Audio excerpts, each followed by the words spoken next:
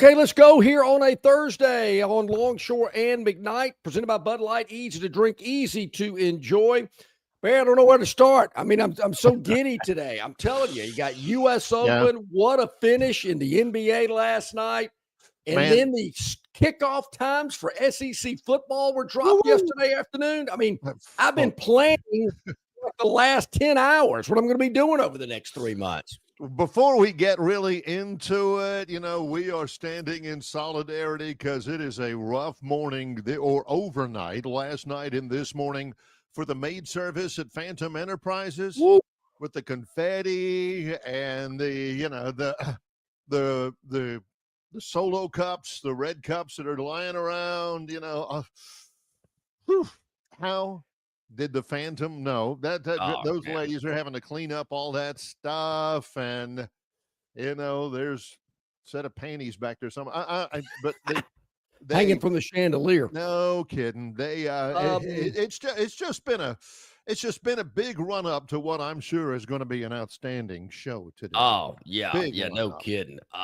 You mentioned the NBA Finals. If you didn't watch it, you missed it. It was a great game last night, Game 3 in Indianapolis. I think I said this. I can't remember where, but I like the Pacers to win the series. Overall, now they're going to lose. They've already lost one. They might lose another. Yeah, but I think they're going to end up winning it all when it's said and done. And man, last night, what a defensive performance by the Pacers, particularly late in the game. Man, they were just blocking shots, getting rebounds. I mean, it was a different game for me. I'm thinking, what? Wait a minute, they're actually playing defense. Hang on, what is this? Honey, what is it called whenever a guy stands in front of the other guy between him and the basket and he raises his hand while the game's going on? What's all that? That's defense, honey. Oh, really? Well, whatever it is, it looks pretty good to me, and you're right. The key to the game, of course, Tyrese Halliburton was really good for the Pacers. No kidding. But I didn't think this would happen because A, the Thunder's maybe the best defensive team in the NBA, and B, I thought they were one of the deepest, but it was the bench. The bench that came up and was a difference maker. I think they scored something like 49 of the 116 points that the Pacers scored. They beat the Thunder 116-107.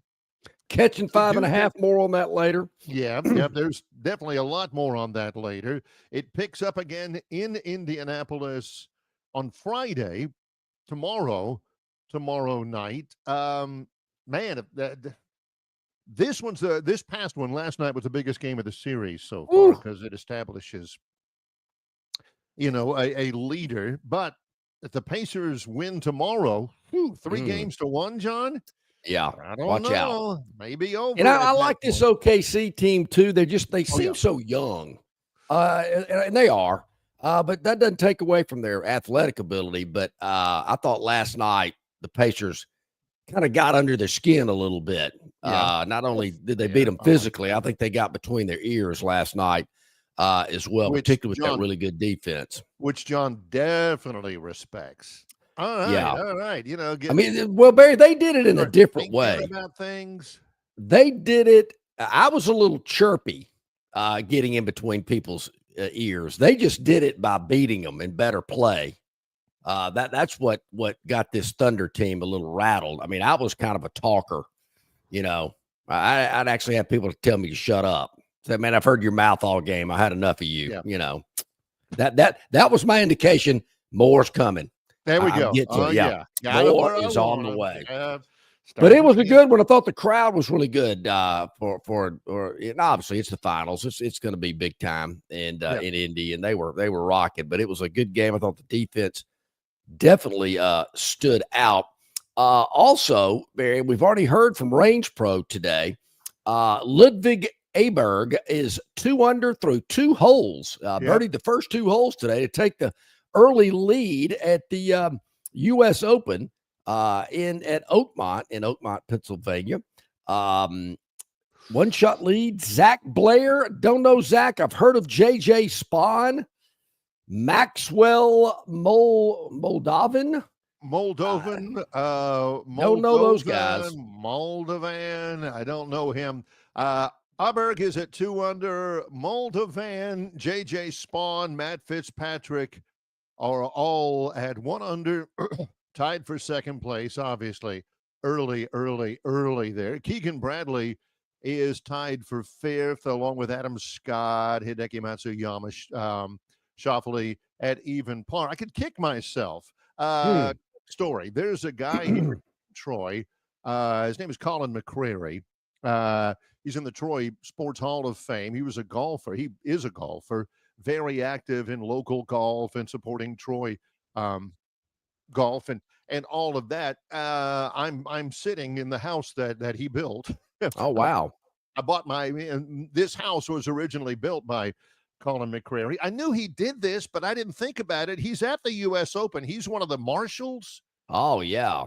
Before, where he's been to the Open, he's been to PGA and all that kind of stuff. We're actually working the course as, I don't know what they call the escort for the golfers in the foursome. I think that's the I mean, he's traveling with a group of guys that I'd never heard of in this one. And I'm thinking, man, I did not realize he was going to be there. Didn't think about it. We could have had him on earlier in the week and everything, but maybe we'll get him on next week. But basically, the course has played, and I don't know the first thing about Oakmont from Hugh Beaumont, who was Jerry Mathers and Tony Dow's father on Leave It to certainly Beaver, was. from any of that. Ward Cleveland. Or from Charles Oakley, who played on some of those great Knicks and Bulls teams. But it's pretty much played to form so far. Man, just don't go crazy. Oh, yeah. Don't go nuts. Keep it in the fairway. Don't take too many chances, because you get in that rough. And, I mean, there are golf balls that have probably been sitting in that rough since 1958, when they go to cut that rough next week, Barry, they're going to have a lot of situations where the mower's going down the rough. It goes, and it hits a golf ball. Then it hits another golf ball that they don't. That have been there for years. Yeah. You can't find them. They're going to be chewing up some golf balls when they cut that rough next week. Yep. But, you mentioned that story, Barry. There was a gentleman here from Montgomery. I believe he was the pro out at Maxwell Air Force Base. They had a couple of golf courses out there. I think they maybe just have one now. I'm not sure. They had 36 holes at one time. But anyway, he did the same thing, but he did it at Augusta. He was one of the marshals, one of the, he held up the little sign that said hush. Yeah, quiet, please. Or he would,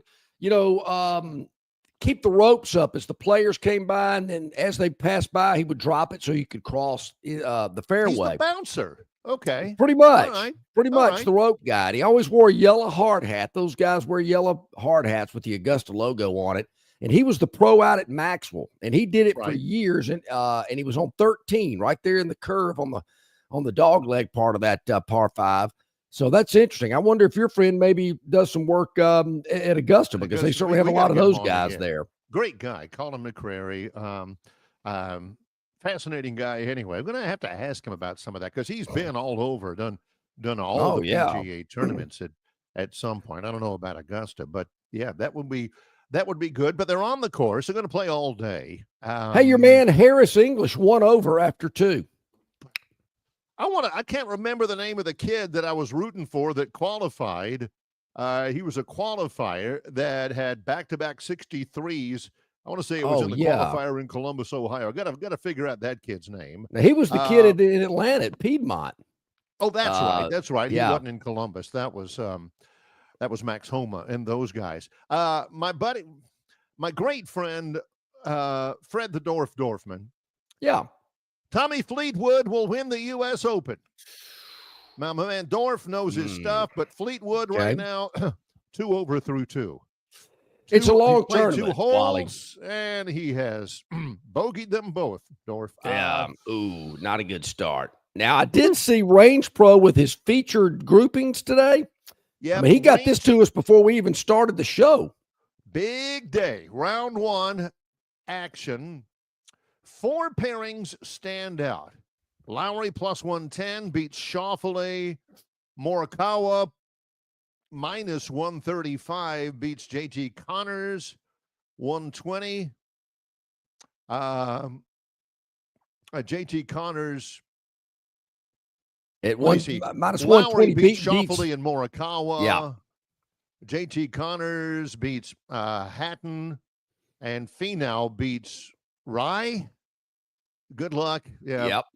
Now, you notice, Barry, in his chat there on our River Region Straw chat line, big day, round one. Here's the key word, action. Action. Which means a wager, a bet of some sort. Yeah. So this, I've made the statement before, and if you're not a golf guy, I can get it. It's kind of like me with baseball. Put $100 on a baseball game. Every pitch is exciting.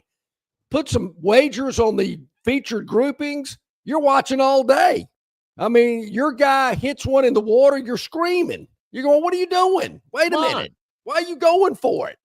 What the heck? So it kind of makes that's what you're saying. What the heck? Golly gee. It makes the watching of a golf tournament more exciting when you got a little coin on a couple of featured groupings. And looks like Range Pro is ready to go today with his U.S. Open picks. All right, Range Pro, I'm going to keep an eye on those today. Also, John from Wetumpka. Oh, here we go. Yeah. John from Wetumpka says, hey, Braves win a series. It's been a minute. Yeah, Braves win against Milwaukee. Yesterday afternoon, they played earlier in the day. Braves 6, Milwaukee 2. Braves are off today. They're traveling back to Atlanta. Here we go. Open up a series this weekend against the Colorado Rockies, who may be the worst baseball team that there's ever been in Major League Baseball history.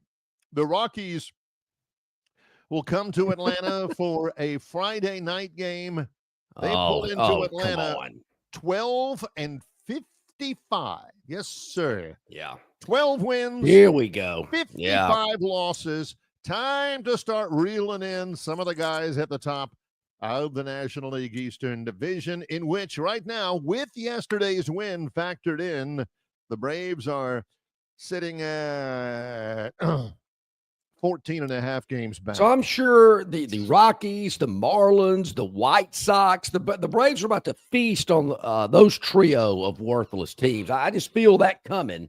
They'll reel off about 12 in a row against the worst in the league. And they should be so ashamed of themselves. They should be walking off the field, kind of shading their eyes, not looking at anybody in the face. We're really sorry about that. I'm not so bad about it. No, Terrence, J.J. Spahn is not related to Warren Spahn, who played for the Braves, I believe. Nicely done. How about that? Left-hander Warren Spahn. Very good, Terrence. Yeah.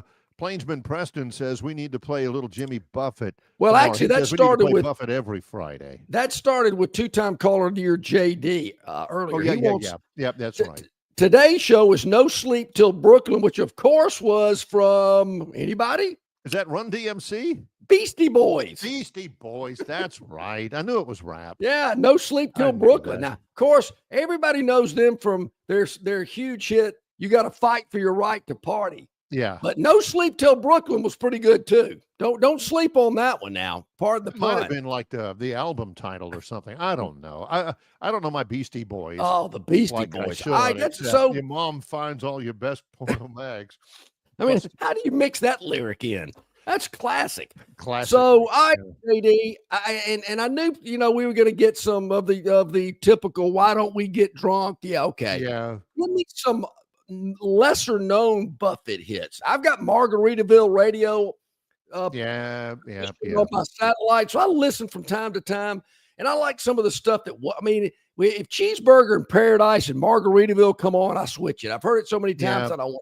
Yeah. Margaritaville, I'm like, okay, he did more than that. Give me a little Fins. Give me some volcano. Give me a little grapefruit, juicy fruit. Something different. So give me a little a song title, guys, that maybe is not as popular. One of the better Jimmy Buffett albums I always thought that never really got the recognition of some of the others was one entitled Flora Days. I knew you. It was a really good album. The burial meter is clicking up on John, because of all that. Well, coming up a little bit later on in the program, Jason Caldwell, AuburnUndercover.com will join us live. Likewise, Rodney Orr, the TiderInsider as well. Got a lot to catch up with them about. And like John said, you guys have got to understand how giddy he gets. Television times have been announced. Television times. I It's couldn't like believe Nathan it. Johnson getting his name in the phone book. For you young kids, they used to put out something called a phone book that actually had everybody's telephone number listed. And when you called them, a phone rang somewhere in the house and you had to go get it. And maybe it was your girlfriend and she's talking to your mom. And finally, after 5 minutes, your mom says, "Oh, it's your girlfriend." You have to go get it and you have to have a conversation with her in front of everybody. Nathan Johnson was, of course, the Steve Martin character in the Jerk. Oh, it's a great one. Yeah. John Look, the new phone books are in. Yeah, that's John when the schedules are out. Oh, boy, the TV schedules are out. The TV schedules are out. How many 11 o'clock games do the Aubs play? And bouncing around, but cannot wait to get on the show tomorrow morning. Well, we'll go over a couple of those start times. If you like to plan ahead like I do, we'll give you a couple of those when we return. U.S. Open round 1 underway, NBA Finals, great game last night. Pacers win it up 2-1. Some baseball action. Barry, of course, told you about our guest today, Jason Caldwell and Rodney Orr. Will Fisher's going to join us tomorrow. We're going to do it today, but he's got something going on earlier, so he'll join us tomorrow to talk about the Open, so that'll be nice. And I see Mal, I guess this is Mal's wife. She's giving the Braves a little love today, it seems like. Leslie, it's 7:13 on our River Region Straw chat line. Ladies that are part of the chat, go to the top of the list. Kind of like the old radio Braves days. Win the series, remain 14.5 back. All right, Leslie. Although I do know some guys when they were born, their name was Leslie. That's true. Yeah, it's not. Maybe I'm sure it is. We've got to take a break. He's John Longshore. I'm Barry McKnight. We're underway on the Thursday, June 12th edition of the show in association with Yellowhammer News. It's Longshore and McKnight, presented by Bud Light. Spring into savings at Stivers Ford in Montgomery, America's best-selling truck, the F-150. You can get every new 2024 at 2.9% APR for 72 months. How about an F-150 Lightning up to $15,000 off plus 0% for 75 months? The ever-popular Ford Bronco Sport as low as $25,990. The Ford Explorer, it started the SUV craze. An all-wheel drive with leather as low as $33,990. That's up to $8,000 off. $15,000 off Ford Expeditions. And what about the Ford Mustang? Starting as low as $29,990. And the all-new Ford Mavericks starting as low as $23,990 and no payment for 90 days. And don't forget about Stivers Ford's mobile service. Get serviced at your home or work anywhere near the River Region. It's all at Stivers Ford in Montgomery, where price sells cars. On the basketball court, the soccer pitch, or even the golf course, your crew brings their best not just for the win, but for that post-game celebration. When victory tastes like Michelob Ultra, it's worth every drop of sweat. And if you don't win, you'll still get the beer. It's just on you. Superior is worth playing for. Michelob Ultra, 2.6 carbs, 95 calories. Superior light beer. Enjoy responsibly. Copyright 2025, Anheuser-Busch Michelob Ultra Light Beer, St. Louis, Missouri. Located just 8 miles north of Alabama's state capital, Capitol Hill features 3 18-hole championship courses. With more than 1,500 acres of golf and nature, the pure magnitude of this facility is amazing and allows each course to be drastically different from the others.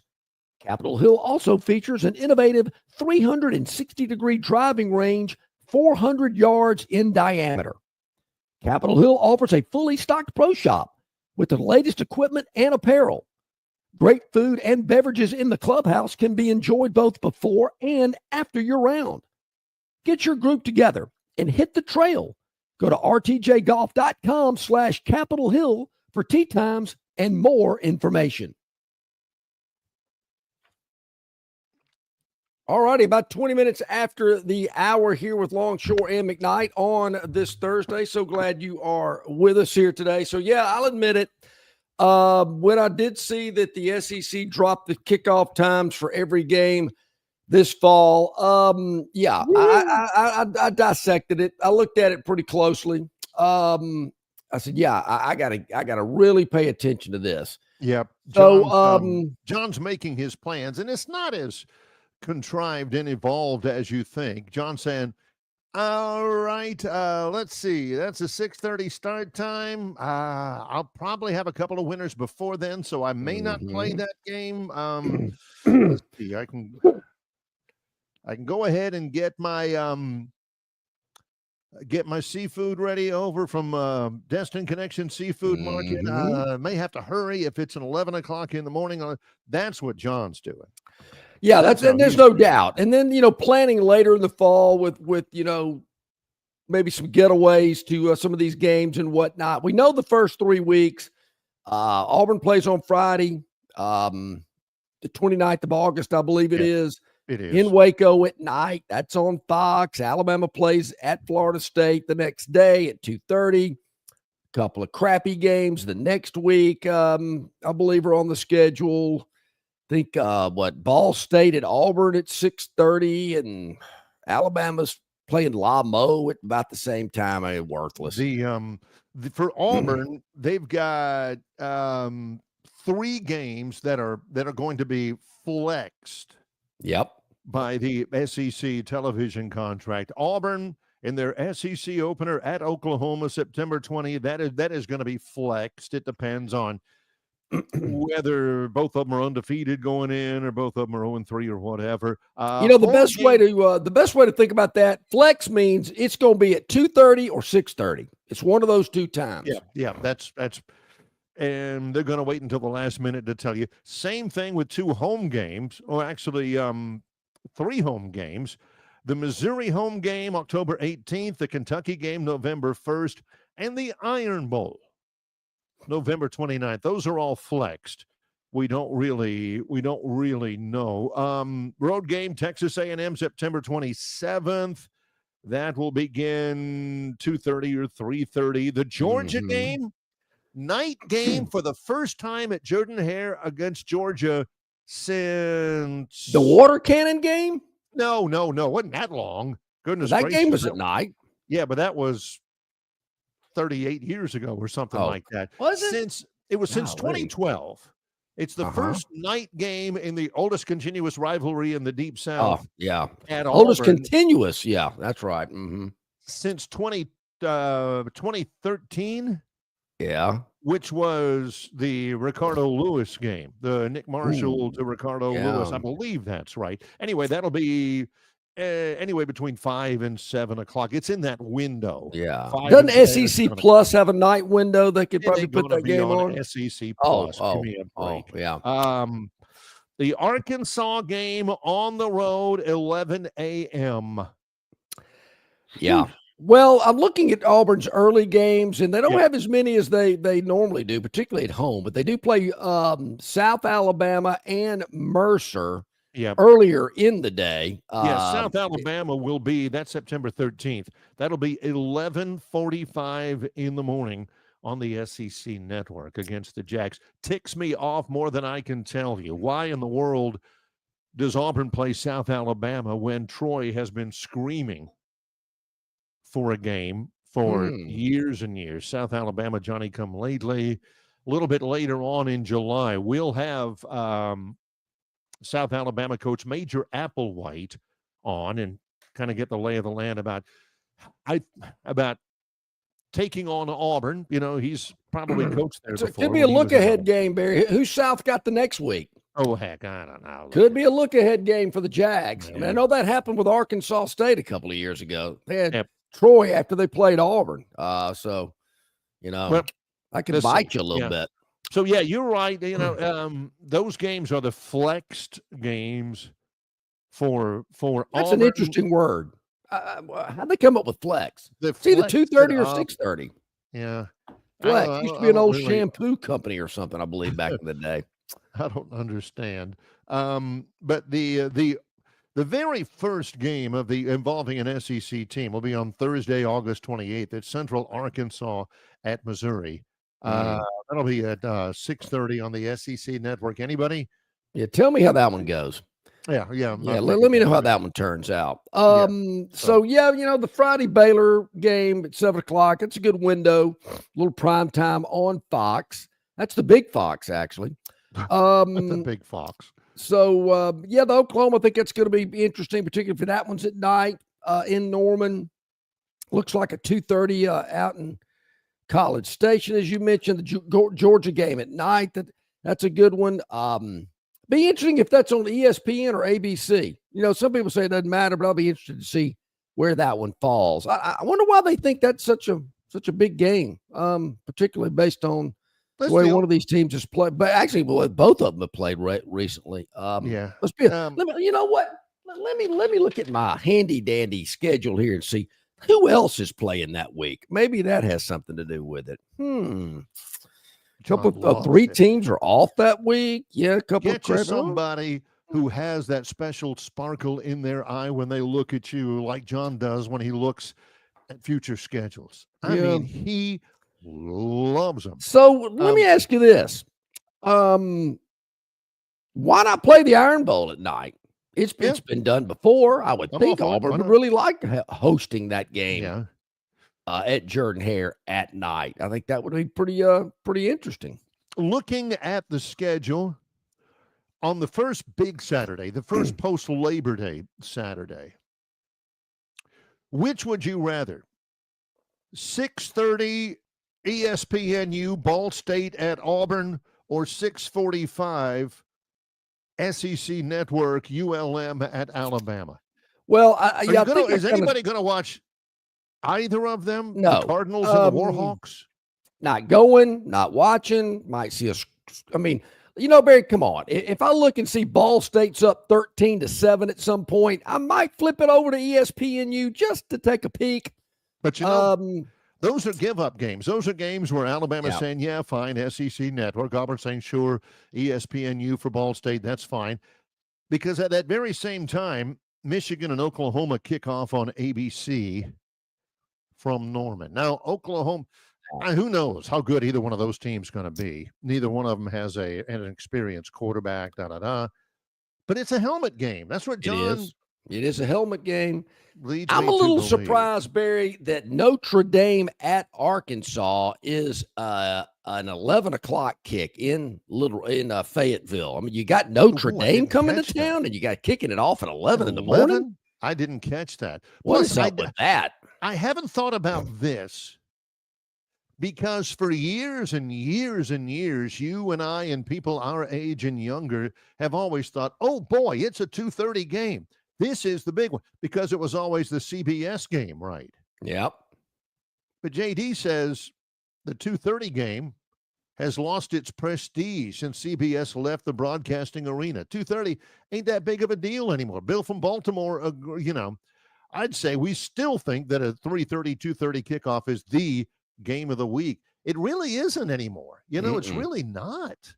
Well, ABC does a Saturday night game. And to me, I guess that's Georgia and Alabama are at night. That'll be on ABC. I guess, and that's a good point. I guess I've got to change my thinking in that 2:30 is the keystone game of the day. Oh, man, I got to be back home by 2:30 because there's bound to be the big game of the day. No, it really... Barry, I think it's interesting because... It ain't the case anymore. CBS is gone. If I'm going to the game, I would probably prefer a 2:30 kick so I don't get home at 2 in the morning. Yeah. Night games are great and fun and exciting and electric, but it's tough on the fans. If you're going to Tuscaloosa from Montgomery, the game doesn't get over till 10 o'clock. It's a long trip home. I'm sure if you live in Birmingham and go to Auburn, it's not the easiest drive as well. But if I'm watching a game on TV night, heck yeah, I'm all in. Because when the game's over, I'm usually going to bed while everybody else is still trying to get in their car and get in a traffic jam to get out of town. Unless it's been a bad day, and then John said, all right, who's Hawaii got? And please tell me they're playing at home. Golly, I need that one. Yeah, Terrence says 6:30 is the new 2:30. Hadn't thought about it. Yeah. This is why I love our chatters and our viewers. Oh, you better believe it. Because I'm still thinking, 2:30? I think some of the games in October are really, particularly if you're a viewer, if you're a fan, I think some of the October matchups are really good. How they've got them spaced apart. Yeah. Like October 11th, you got Alabama at Missouri at 11 a.m. and then Auburn and Georgia that night. So I think, it's a good day for you if you wanted to, kind of plan around that. Next week, Missouri is at Auburn, which will either be 2:30 or 6:30. You watch. Missouri and Auburn will be 2:30, and that same day they'll move Missouri and Auburn to 2:30 because the night game is Tennessee and Alabama. Got to be that, right? Yeah, I mean, they got it as a got to be the 6:30. But it's just some really good back-to-back matchups that you can check out. Even the next week, Auburn's at Arkansas, Alabama's at South Carolina. So some good scheduling, and they've kind of done it. I don't know if you're live in this state, it's pretty good because you can watch both teams if you're not at the game. Or even if you're at the game, you can still watch the other one while you're tailgating. All right, so when we get back, our man Jason Caldwell, Auburn Undercover, will join us as he does each and every week. Always appreciate his time. Looking forward to talking a little Auburn athletics. Yep, he's next in association with Yellowhammer News. It's Longshore in McKnight, presented by Bud Light. Dixie Electric Plumbing and Air rallies for you. No matter the problem, Dixie will tackle it. They're licensed and trusted electricians, plumbers, air and garage door technicians are ready to win for you. From toilets to garbage disposals, circuit breakers to HVAC systems, Dixie never fumbles. Don't throw away your hard-earned money on second-string contracting companies. Score big with Dixie. After all, they are your biggest fan. Visit calldixie.com or dial them up locally at 262-2946. The Bush Guide, cold and smooth survival skills. For a successful stint in the great outdoors, pack accordingly. Place heavy essentials near your spine for stability in rough terrain, with light items near the bottom.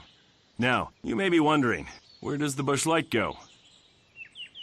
In your stomach. Bush. Head for the mountains. Enjoy responsibly. Copyright 2023, Anheuser-Busch, Bush Light Beer, St. Louis, Missouri. All guests of Longshore McKnight appear on the City of Montgomery guest hotline.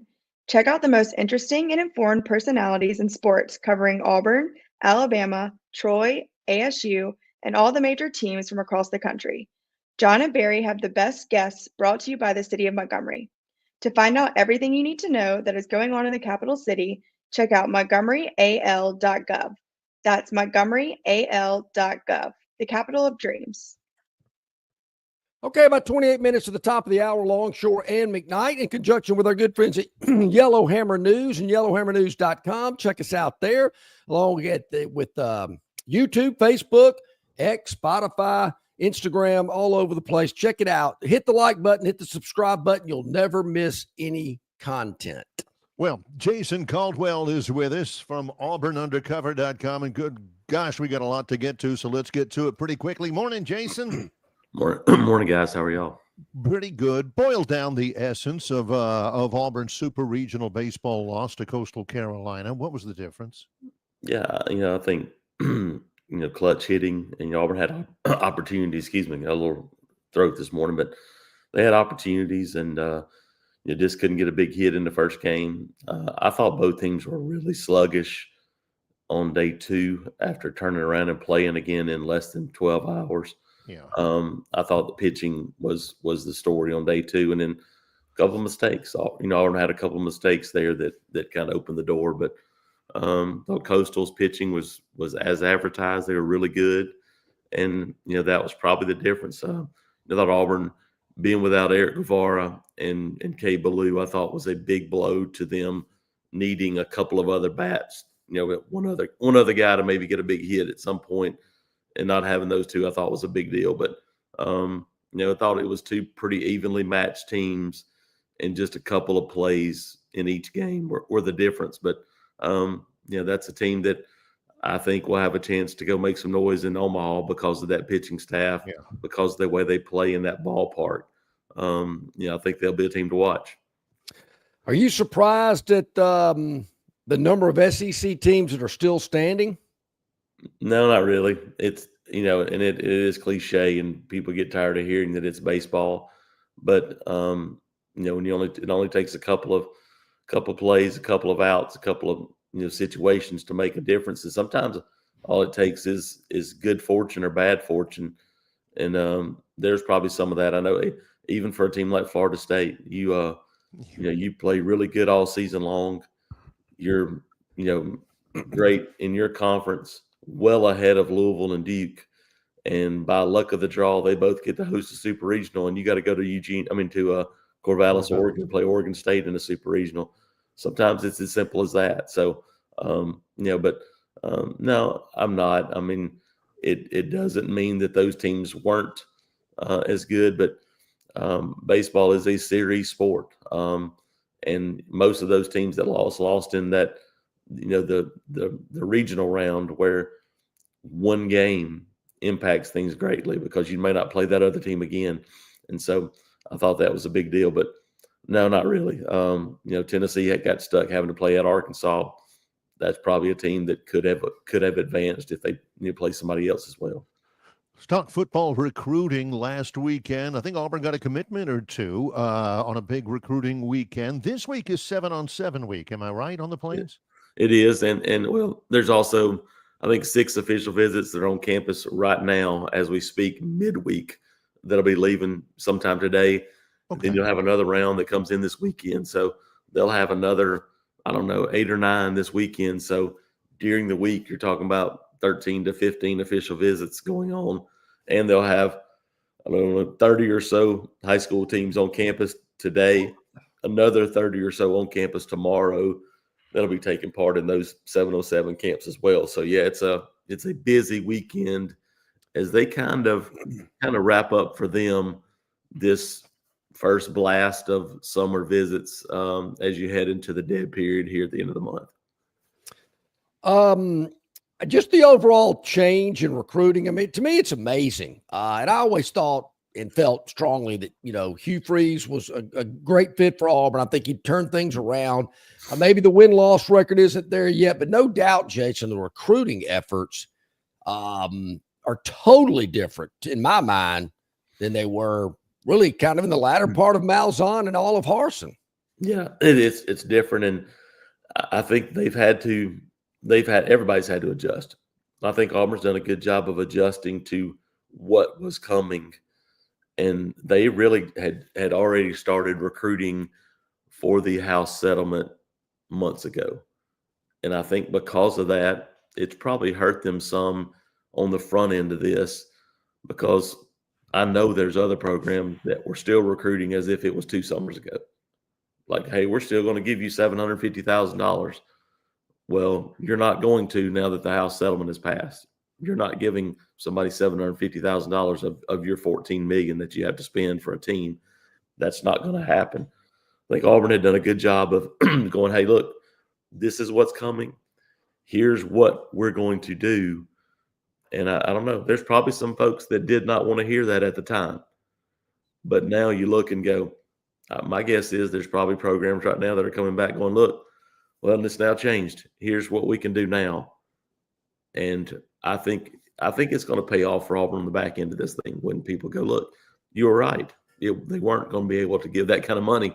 But that's part of it now. Now it is it's a salary cap NFL roster that you're dealing with. And now there's so many ways you can do it. You can go, we're going to go 85.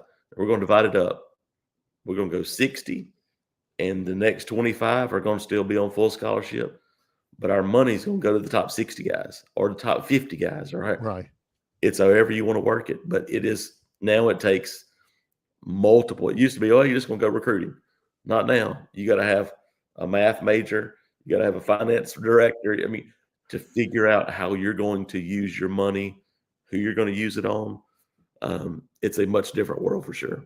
Hugh Freeze said this, I think it was over the weekend. It was after the last time we talked with you, that he said to him that the biggest aspect of the House settlement is the advent of contracts. Now, I think Jay Billis said that yesterday himself on the basketball side. He said more than anything else, the ability to have these players under contract is probably the biggest game changer out of all of it. Do you see that?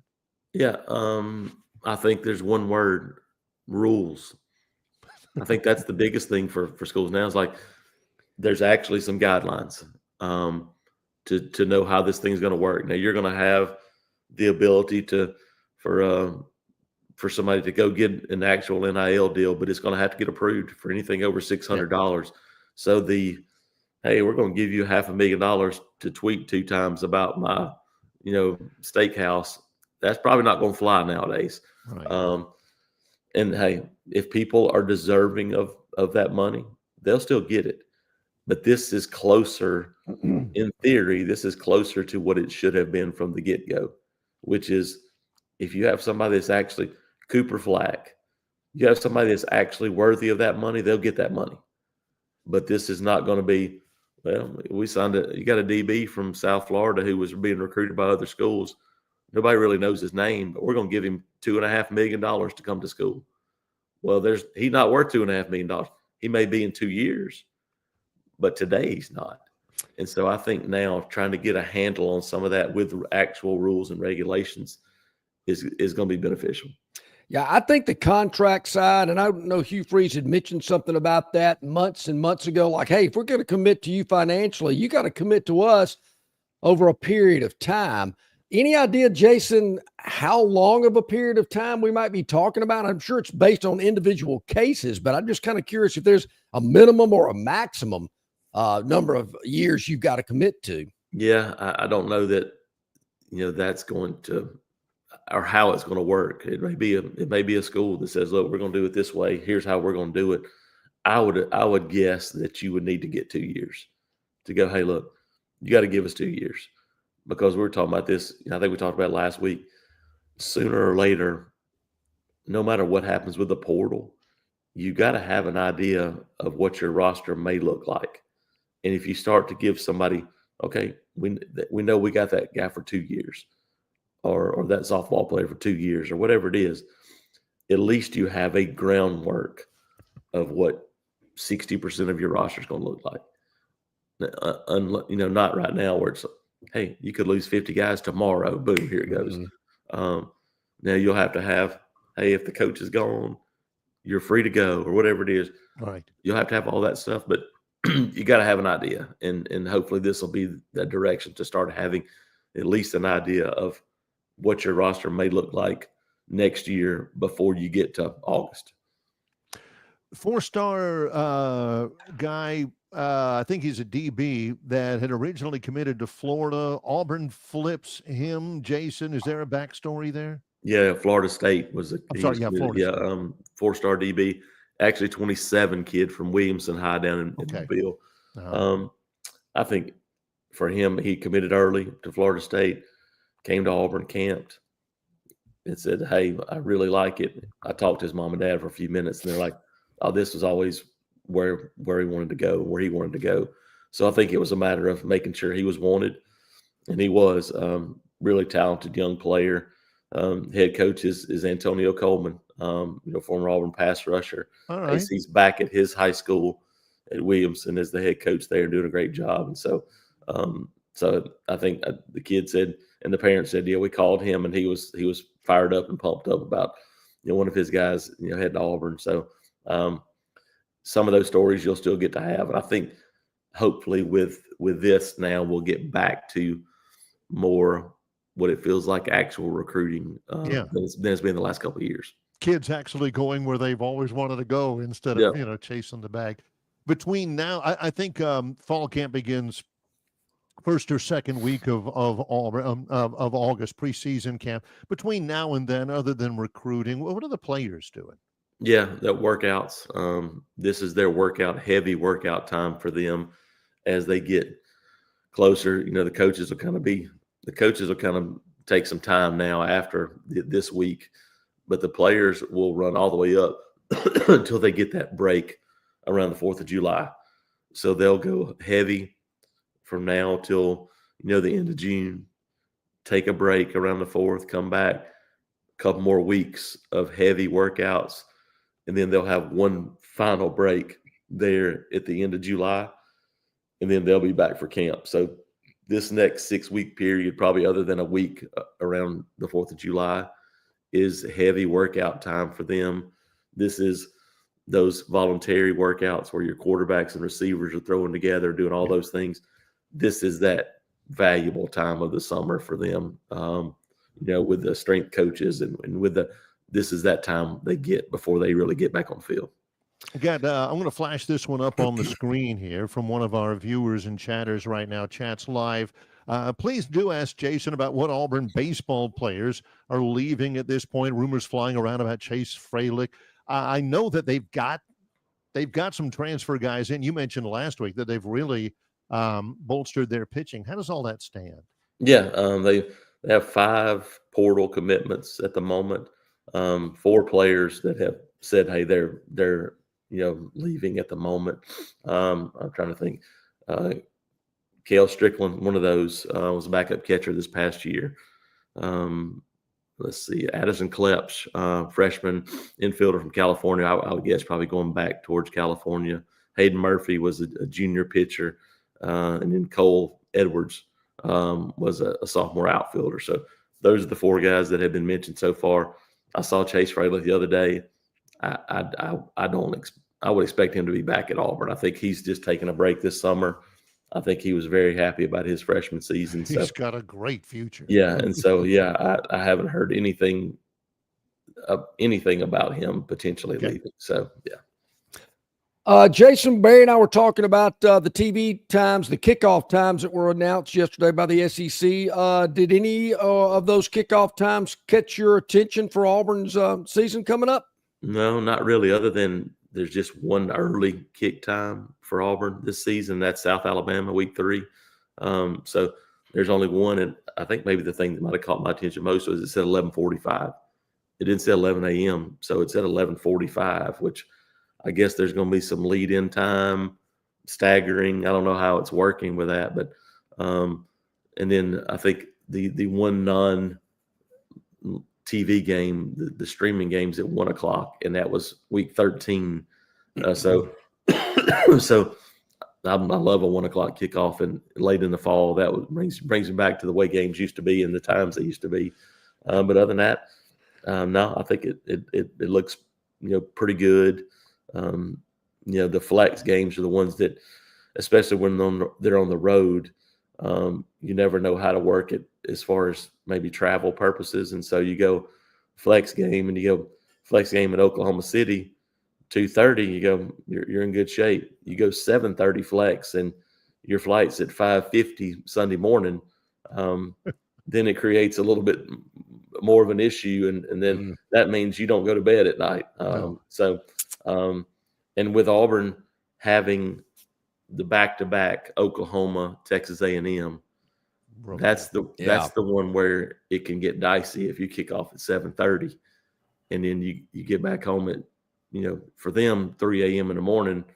For us, it's get back home at 6 o'clock Sunday afternoon, maybe. Who knows? Maybe I stay all week. Maybe I stay all week in Oklahoma and Texas and just make it a round trip. I don't know. Yeah, I noticed that about another team that played back-to-back games. Trying to find it. One of them was at noon. So the first week of the 2-game road trip, the first game on the road is at noon. So I guess they're doing that so they can get home to get ready for the next. Yeah. Yeah. No. Here's the thing. I would love to think that they had that in mind when they do those things, but that's giving folks too much credit.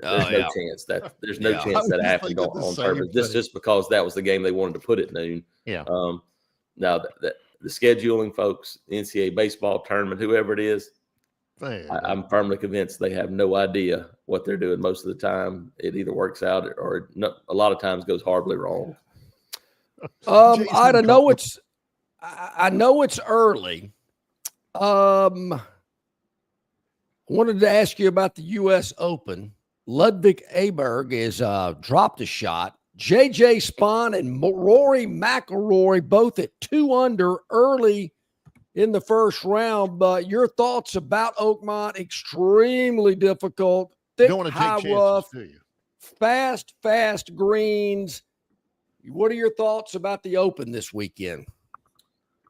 Yeah, I think today's probably the easiest day you're going to have because it's not going to get softer unless it rains. And I don't think there's much chance of a rain, at least this week up there. If you take some of the humidity out and it dries out. I listened to Gil Hance, who redesigned Oakmont last night, talking about it. He's like, when it dries out, this rough's going to get more in play in this bunker. I would guess that the winner of this thing is going to be less than 6 under by the time they get through with this week. Maybe lucky to be under par. I don't know that it's been a long time since we've had somebody that was as big a favorite as Scotty Scheffler is right now. Since Tiger. I mean, it's been that much. He'll be in the mix. Bryson DeChambeau's been really good at majors in the last 2 years. He's been there every time. But can you drive it enough? And I thought the interesting thing about it is you get a lot of talk about these long holes and a 289-yard par 3 and a 600-something yard par 5, but it's not an extremely long golf course for these guys. So it doesn't take the bomber to win here. Jim Furyk's a guy that's played really well in Opens in the past. So I think it brings into the field some guys who can be precise and do it. Russell Henley's a guy that a lot of people have brought up because he's been in such of these things. But Xander Schauffele's a guy that has been really good in majors, hasn't been good to start this season. But that's a guy that if he can make a few putts, could be a guy that can make a run too. Jason Caldwell, AuburnUndercover.com. We told you we throw a lot at you. We appreciate it very much. You got a lot of coverage this upcoming week. I know the answer to this before I even ask it. You guys are covering the 7-on-7s too, right? Yeah, we'll probably be out there for a little while just because a lot of times it depends on who actually is here because it's official visit time too. You may have a team here, but their best player may not be here with them. He may be taking an official visit to another school. So it's honestly a time for me to go out and talk to high school coaches and get to see those guys and knowing maybe start to map out where some of our fall visits will be for games, things like that. So good opportunity, but yeah, we'll be out there for a little while looking at that, but official visit time this weekend as well. And trying to keep an eye on Open and, in the process. So be a lot going on for sure. Yep. Yeah. It says right at the bottom of our screen, Jason Caldwell on social media at ITAG Jason, AuburnUndercover.com. How do people get involved with it? Just sign up. That's it. Find us there at AuburnUndercover.com, part of the 24/7 network. All the social media platforms, Auburn Undercover, you can find online as well. And a whole lot going on. Christian Clemente killing in the recruiting. I'm trying to help out some as much as I can. And so that's the busy thing right now is trying to kind of put a bow on these visit weekends as you head towards times where guys will start making decisions. Jason, as always, man, we appreciate your time each and every week. Always a lot of fun, a lot of good info and analysis. Thanks, my friend. We'll talk next week. Thank you. Appreciate it. Yes, sir. Thank you. Jason Caldwell, Auburn Undercover, joining us here today. Hope you enjoyed that, as we always do. A lot going on the River Region Straw chat line. A lot of people getting in on that. We greatly appreciate it. Dennis Mitchell up today, two-time caller of the year, JD, with some questions. And Theodis has got me stumped. Uh-oh. I do remember a character named Jenny Flex, but Theodis, I cannot remember what Bond movie she was in. Jenny Flex? Jenny Flex. I remember that Christmas name rings Jones a bell. And Pussy Galore and Domino. Jenny Flex. Oh, all right. I know I've heard that movie. You got to help me out with that, Theodis. Yeah. John's running up the white flag. So I didn't think it was possible. But he needs some help on some Bond trivia. Yeah. Coming up in just a few minutes, Rodney Orr, the TiderInsider at TiderInsider.com. in association with Yellowhammer News. It's Longshore and McKnight, presented by Bud Light. Hey, Marianne from Marguerite's Exquisite Jewelry joining us here today. And June is really a fun time out at Marguerite's, Marianne. The birthstone, I believe, is pearls, and I know you've got a lot of pearls. Yes, we got them right here. So exciting. Lots of pearls. It's Pearl Month. Yes. It is Pearl Month, and Marguerite's has plenty of pearls for you to check out. Also, June's a big month for weddings. It's so wedding gifts, birth gift, push presents, I know are very popular as well. Tell us about some of those great ideas.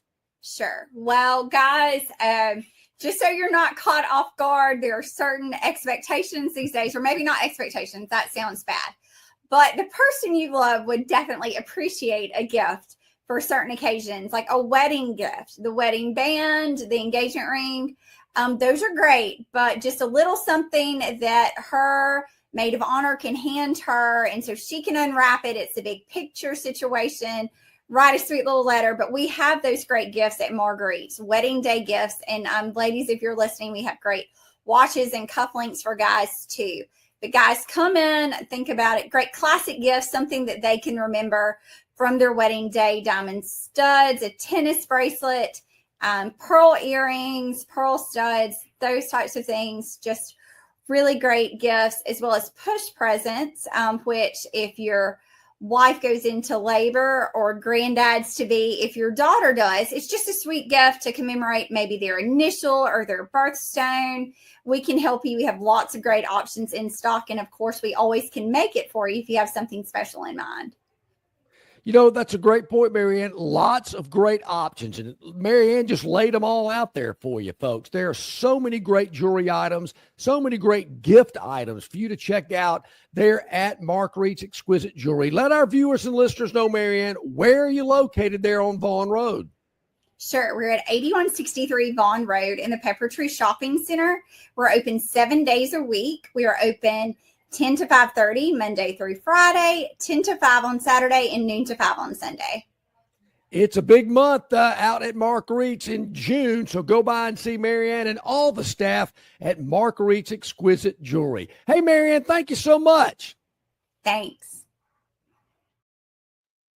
Artie, welcome back in. Couple of minutes to the top of the hour. Yep, it's just hit me. She was in A View to a Kill, Jenny Flex. It is coming back to me. Of course, Holly Goodhead was in Moonraker, one of my favorite. She was. Her name was Lois Childs. Yes, the actor. She was all that. Yeah, I liked her. Somebody was saying the other day when we were talking about Bond movies, View to a Kill might have been Theotis, had one of the best theme songs from Duran Duran. Yeah, let me tell you that couldn't disagree more. That was one of the worst. A View to a Kill from Duran Duran. Look, Simon Le Bon, his peak voice level is right here. When it went at the very end, A View to a Kill. He couldn't hit that one. How did he hit that high note? He didn't hit it. That was the problem. Speaking of that, real quick, Jenny Flex was in an Indiana Jones movie. That's true. I remember that was that same woman. No idea. Yep. Dennis Mitchell says, John and Barry, yesterday Brian Wilson passed away. My favorite Beach Boys song is Sail On Sailor. Also, John and Barry, Jerry Oates really is from Columbus. Went to Jordan High School. Yeah, the Beach Boys, best album, one of the best albums in the history of albums was Pet Sounds from the Beach Boys. My favorite song is Don't Worry, Baby. But they had a lot of good ones out there. Brian Wilson was a genius. How about Good Vibrations? Good Vibrations was good. So, God Only Knows. I believe that was one of their hits too, wasn't it? Wasn't it? Maybe. I know Glenn Campbell covered that, I believe. Yep. Love me some Glenn Campbell. Oh, no. The Wichita lineman. Yeah. Mm-hmm. General on my mind. Okay, so we got Rodney Orr coming up in just a moment. We've already kind of hit the high spots in the world of sports right now. Still to come, it's the Phantoms Daily Dog. And we've been getting a lot of good content from Gurn Jr. On the Gurn Jr. Victoryland 777 topic wheel. A lot of good reaction to that. Can I say this real quick? And my wife, Dee, brought this up last night. John, we are on, as you said, we are on tons of different platforms. Spotify, YouTube, all the different social media platforms. John, our numbers on Facebook, shout out to our Facebook viewers. Yes, thank you. Our numbers every day on Facebook, and I'm posting. If you want to friend request me on Facebook, it's just Barry McKnight. But I share the show on Facebook. We are getting thousands and thousands, multiple thousands of views on Facebook. I mean, I knew we were doing well. Obviously, we track the numbers. Man, we are doing really well tracking on Facebook, which does a really good job of tracking numbers. Yep. Thousands and thousands of views. I was blown away by some of the numbers. We appreciate you guys. Just make sure you tell your friends and share the link on Facebook. If you're watching us right now, do what I did. Bottom right on Facebook is a little share thing. Share it to your friends. Hey, John and Barry, you're talking with Jason Caldwell right now. Or, hey, John and Barry have got Rodney Orr. Don't forget, all that kind of stuff. I was really, really encouraged by all that. It's exciting. And we're certainly really appreciative of all of our viewers and listeners and getting the word out, however you may do it. We greatly appreciate it. As Barry mentioned, hit the like button, hit the subscribe button, tell your friends. People have asked me, does it cost anything to subscribe? No, it does not. But when you subscribe, you never miss any content. So anything that drops, whether it's our show, whether it's something at yellowhammernews.com, whether it's on Instagram, you will be notified so you don't miss anything. It'll give you a reminder in the morning to make sure you tune us in, view us, listen, however it may be more convenient for you. But we really, really appreciate it. Looking forward to growing even more and having more people be a part of what we do and get involved with what we do. Looking forward to Media Days coming up over in Atlanta. We will be there. All three of us. Gurn Jr. will be there as well. So the trio will be in Atlanta. I'm not sure Atlanta can handle all three of us at one time, but they're going to have to deal with it. Yeah, and then of course we're trying to figure out the logistics of that because, John and I have to be on camera. Gurn Jr. has to be off camera, not because, he's not, I mean, we love Gurn Jr., but when they come up for autographs, Gurn can go ahead and sign them and everything and not get in the way of the he's program. almost got to be bouncer / executive producer. That's exactly right. Yeah. That's exactly right. Looking forward to that. Just like we're looking forward to Rodney Orr, TiderInsider. .com. He joins us now. Let me tell you a little bit about Rodney. He's brought to you, of course, by our good friends at the Destin Connection Seafood Market. Range Pro and his staff over there do incredible work. The freshest seafood direct from the Gulf of America. Yeah, you heard me right. Delivered daily to the Destin Connection Seafood Market, the freshest out there. I'm telling you, any really good restaurant in Montgomery or the Tri-County area, they are getting their seafood from the Destin Connection. I can promise you that. You can get that same seafood as well. Just go by 3750 Norman Bridge Road or call ahead 288-4272. Your order will be ready for pickup. Whether you want something out of the display case to cook yourself or you want David and his staff to cook it for you, they can do it. Don't forget about lunch at Destin Connection. Their grilled grouper po' boy is my absolute favorite, but you can get fried shrimp, grilled shrimp, fried oyster, po' boy, you name it, they've got it. The Destin Connection Seafood Market bringing you the TiderInsider each and every week. Good morning, Rodney. How are you? I'm doing great. How are you guys this morning? We're doing really well. I can imagine the misconception for a lot of people is here it is June and you guys are taking some time off. Nothing's really happening. Boy, with the new recruiting calendar and how much earlier you can commit, you see Alabama getting some of these commitments, particularly last weekend and heading into the third big recruiting weekend for the Tide this weekend. Those commitments have a much better chance of sticking when you can sign a whole lot earlier. It's been a really good little stretch of the summer in terms of the recruiting visits in Tuscaloosa, has it not? Yeah, I think they did a fantastic job, obviously, of organizing and aligning these commitments, scheduling them. They've had several in. This is week 3 of the big month. and they've got several coming in this weekend. They'll have some during the week next week, and then another big weekend on June 20th to the 22nd. And then that's when the more commitments will probably start to drop, start to happen. Some guys already have some scheduled. Xavier Croyle, for example, I think he's on June 26th. He's the top running back in the state, one of the top running backs in the country. Cedarian Morgan, I think he's going to drop in early July. Several guys that Alabama's recruiting. Xavier Griffin, the number one linebacker in the country, that Alabama's been considered perhaps the favorite for out of Gainesville, Georgia. He announces on June 29th. So I say all that to say, that's kind of the schedule as we move forward. I think we're going to start to see some more and more commitments. Man, that's exciting stuff. Number one linebacker from Gainesville, Georgia. My mind, Roddy, my first thought is, does Georgia not want this kid? What's going on there?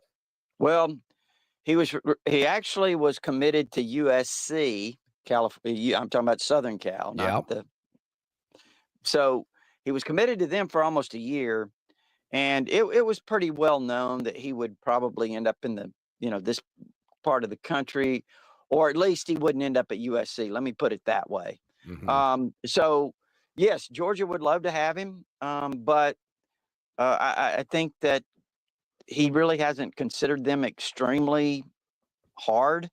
Alabama, he's visited Ohio State. He's going to Texas this weekend.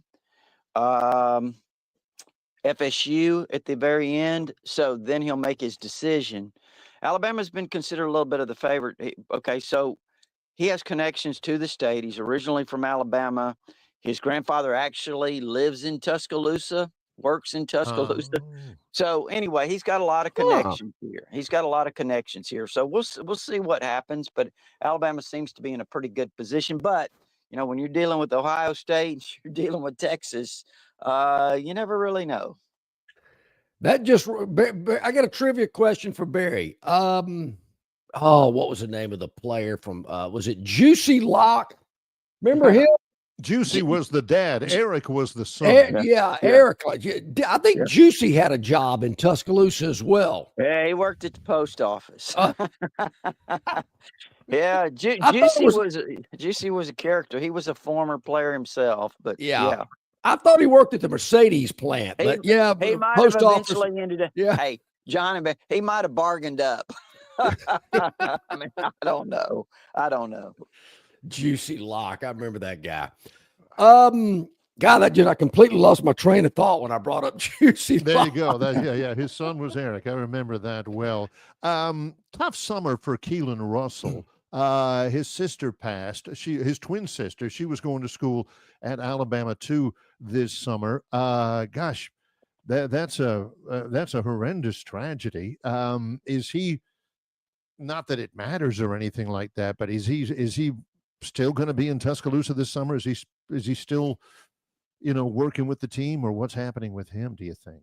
Yeah. I think he has been actually. I don't know all the arrangements that they have coming up, but I know that, he was out there. Actually, he was out at the camp that they had on Saturday, last Saturday. Okay. He was out there dressed in shorts and a T-shirt and watching. And, I say the camp, of course, it's a high school camp where kids come and, perform, whether it's 7-on-7 or individually in front of Alabama coaches. But, so he was actually out there on Saturday.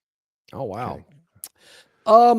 Any buzz, anything you picked up in the Malmore building about the House settlement that came down last Friday, and maybe the thoughts about how things will play out from this point on in terms of football recruiting in particular?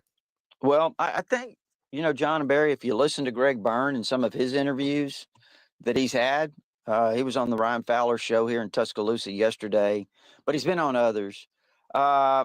He kind of seems to be really positive about this settlement, that it's kind of moving forward. Everyone's going to agree to it and all of that. And, I wish I could say I could totally agree. I I think there's going to be. This is a start, and I think it's a good. I think it's a good start. It's a baseline that we're going to start with. There are, give some rules and some guidelines and all of this, but the lawsuits are going to come, and they're coming already. And I'm not qualified to speak legally, but just having acquaintances with attorneey and talking to them, they've never been really confident that this is the final product. I'll just put it to you that way, because John Barry, there's just so many lawsuits that are going to challenge some of this. And, some people say and again, I'm just going on what I'm told, that some of this is not legal. And so we'll see. I mean, I don't know. I mean, how can you set the market? How can you say it's fair market? I mean, if someone wants to pay you and Barry $5 million for doing your show a year each, that's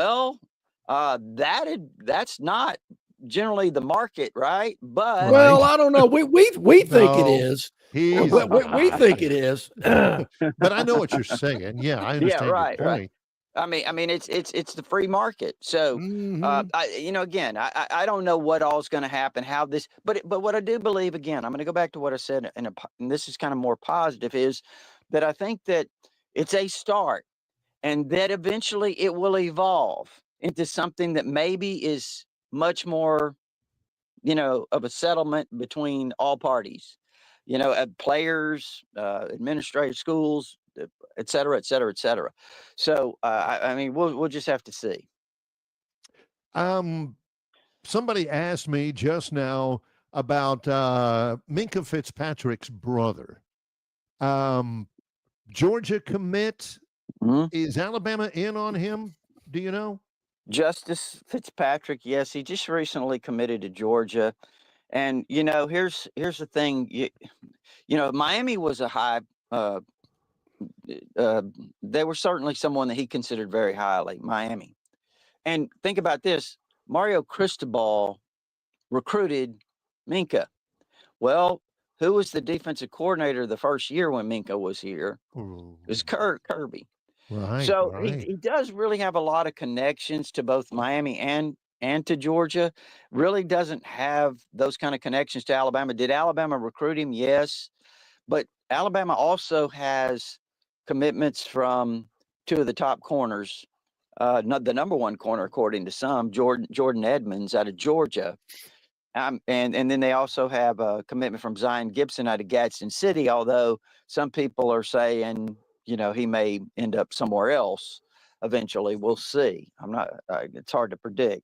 So long story short, Alabama is pretty loaded at corner, not just with those guys, but with some young guys that they brought in last year.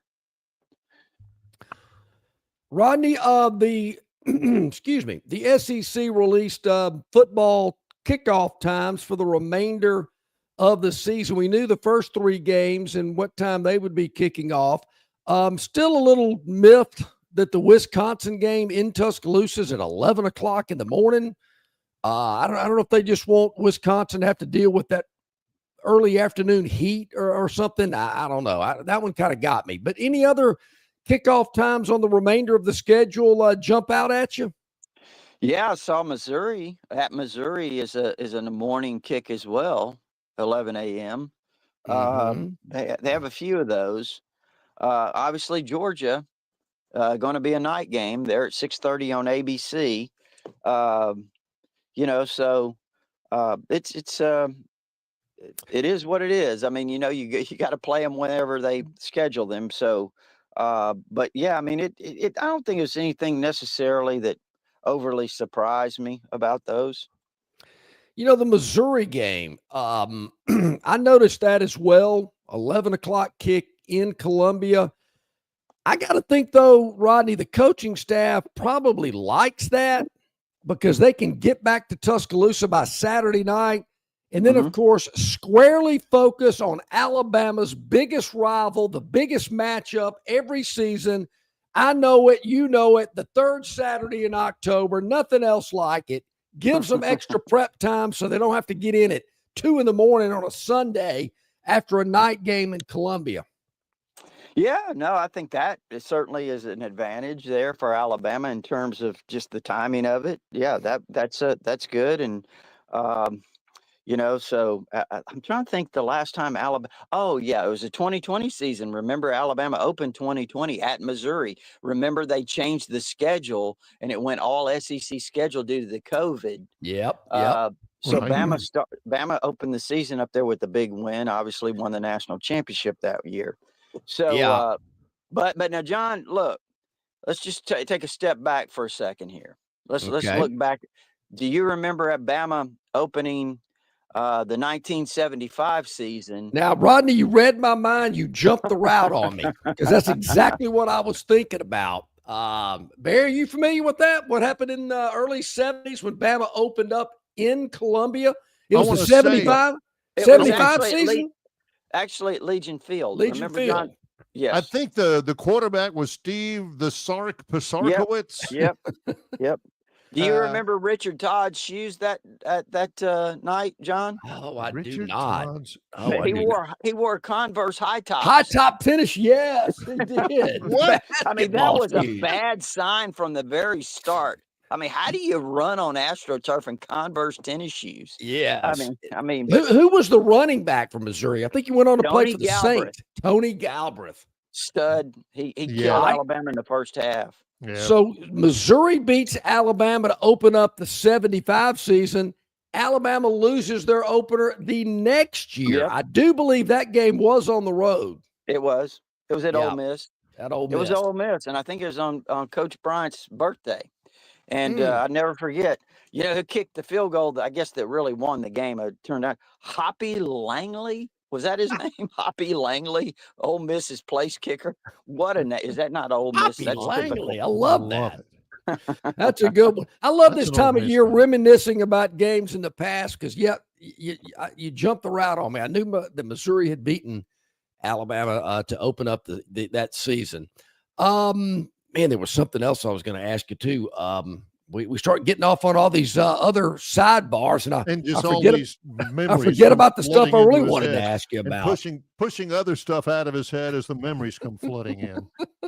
I will say this, just so because I know your people may be interested that listen. We talked about commitments, and I think that keep an eye on Jariah Edwards. He's a 5-star safety out of Baltimore, Maryland, who I think eventually he'll pick Alabama. I mean, there's a lot of schools that have been after him. He actually visited Auburn too. He's a guy to keep an eye out for.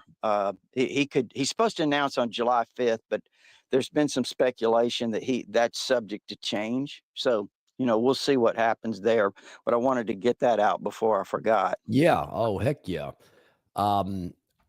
I do kind of sense an uptick in recruiting interests from the fans. I don't know if it's with the settlement last week or we're just kind of winding down in the summer, but I'm certainly just feeling it a little bit. Are you noticing that, Rodney? Is it on the message boards at TiderInsider? A little bit. Yeah, a little bit. I think, people were really excited about the commitment they got from the offensive lineman, 4-star offensive lineman, Sam Utu from Orange, California, 6'4". He's almost 330. I mean, he's a really impressive guy athletically for that size. But they were really excited about that. And I think that they've recruited extremely well, and they are recruiting extremely well at just about every position. Which is impressive. I mean, I don't see a major drop off in terms of how they're recruiting, and which is kind of amazing actually. But I think it's going to be interesting to see, some of these guys, they need to close on a couple more offensive linemen or at least one more offensive lineman, and they need to get some defensive linemen. I think this class ultimately, I'm going to look at it and say, how did they do in the trenches? And I think that's going to be a real key. Always good information, always good memories. Rodney Orr at TiderInsider.com. How do people sign up? Well, it's TiderInsider.com. It's only $48 a year. You can get instant access with your credit card. If you prefer, there is an address there to send a check. And that gives you all our premium information, but also the All Sports Forum. Been a little slow, but it's that time of the year, guys. it's kind of tough sometimes when, taking vacations and all of that, but it'll really pick up coming up as we move into, SEC Media Days and into the August camp. Well, it might be slow some places, but right here with Longshore McKnight, we're referencing the 75 Bama Missouri game. Where else you going to get that, Rodney, but right here? Yeah, that's right. Appreciate you, Rodney. Have a great day.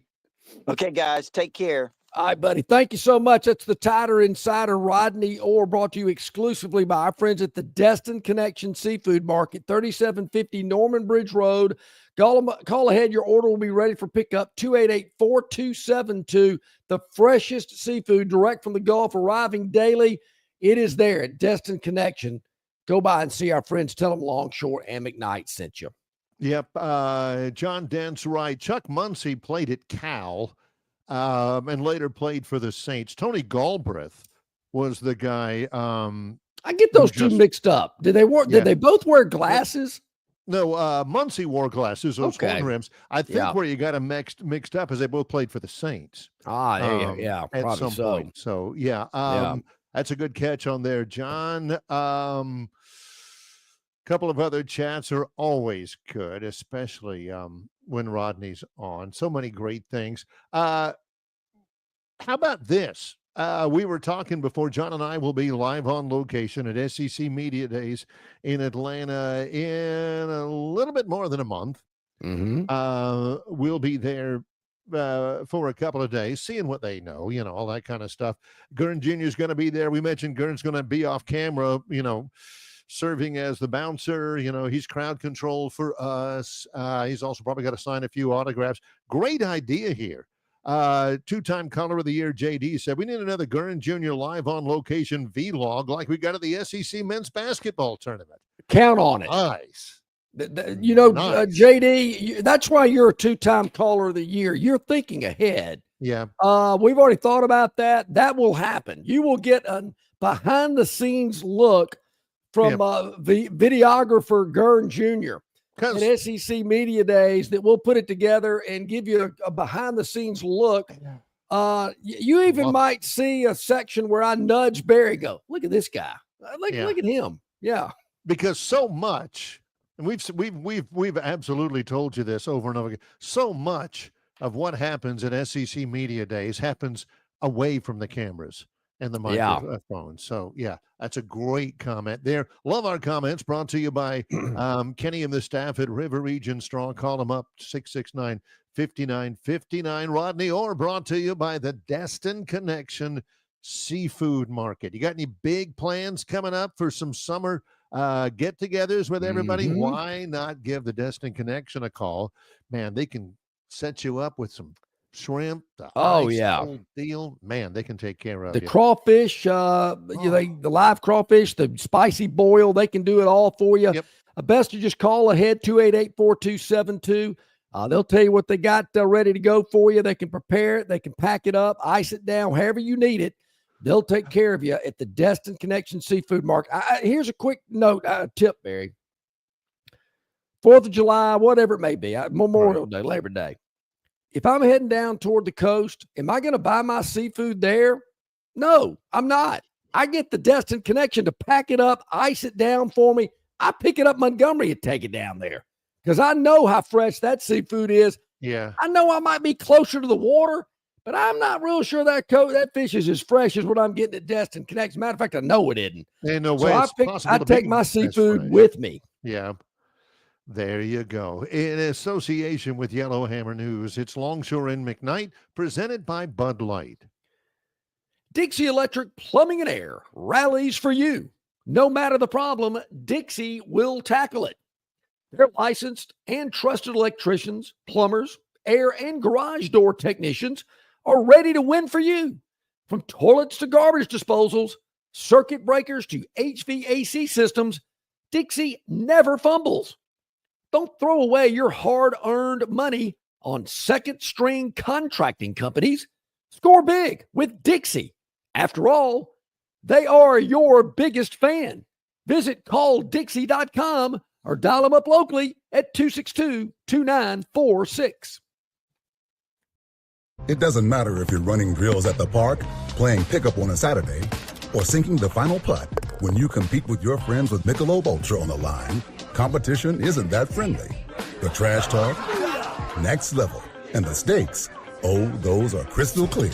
With only 95 calories and superior smooth taste, it's the ultimate trophy.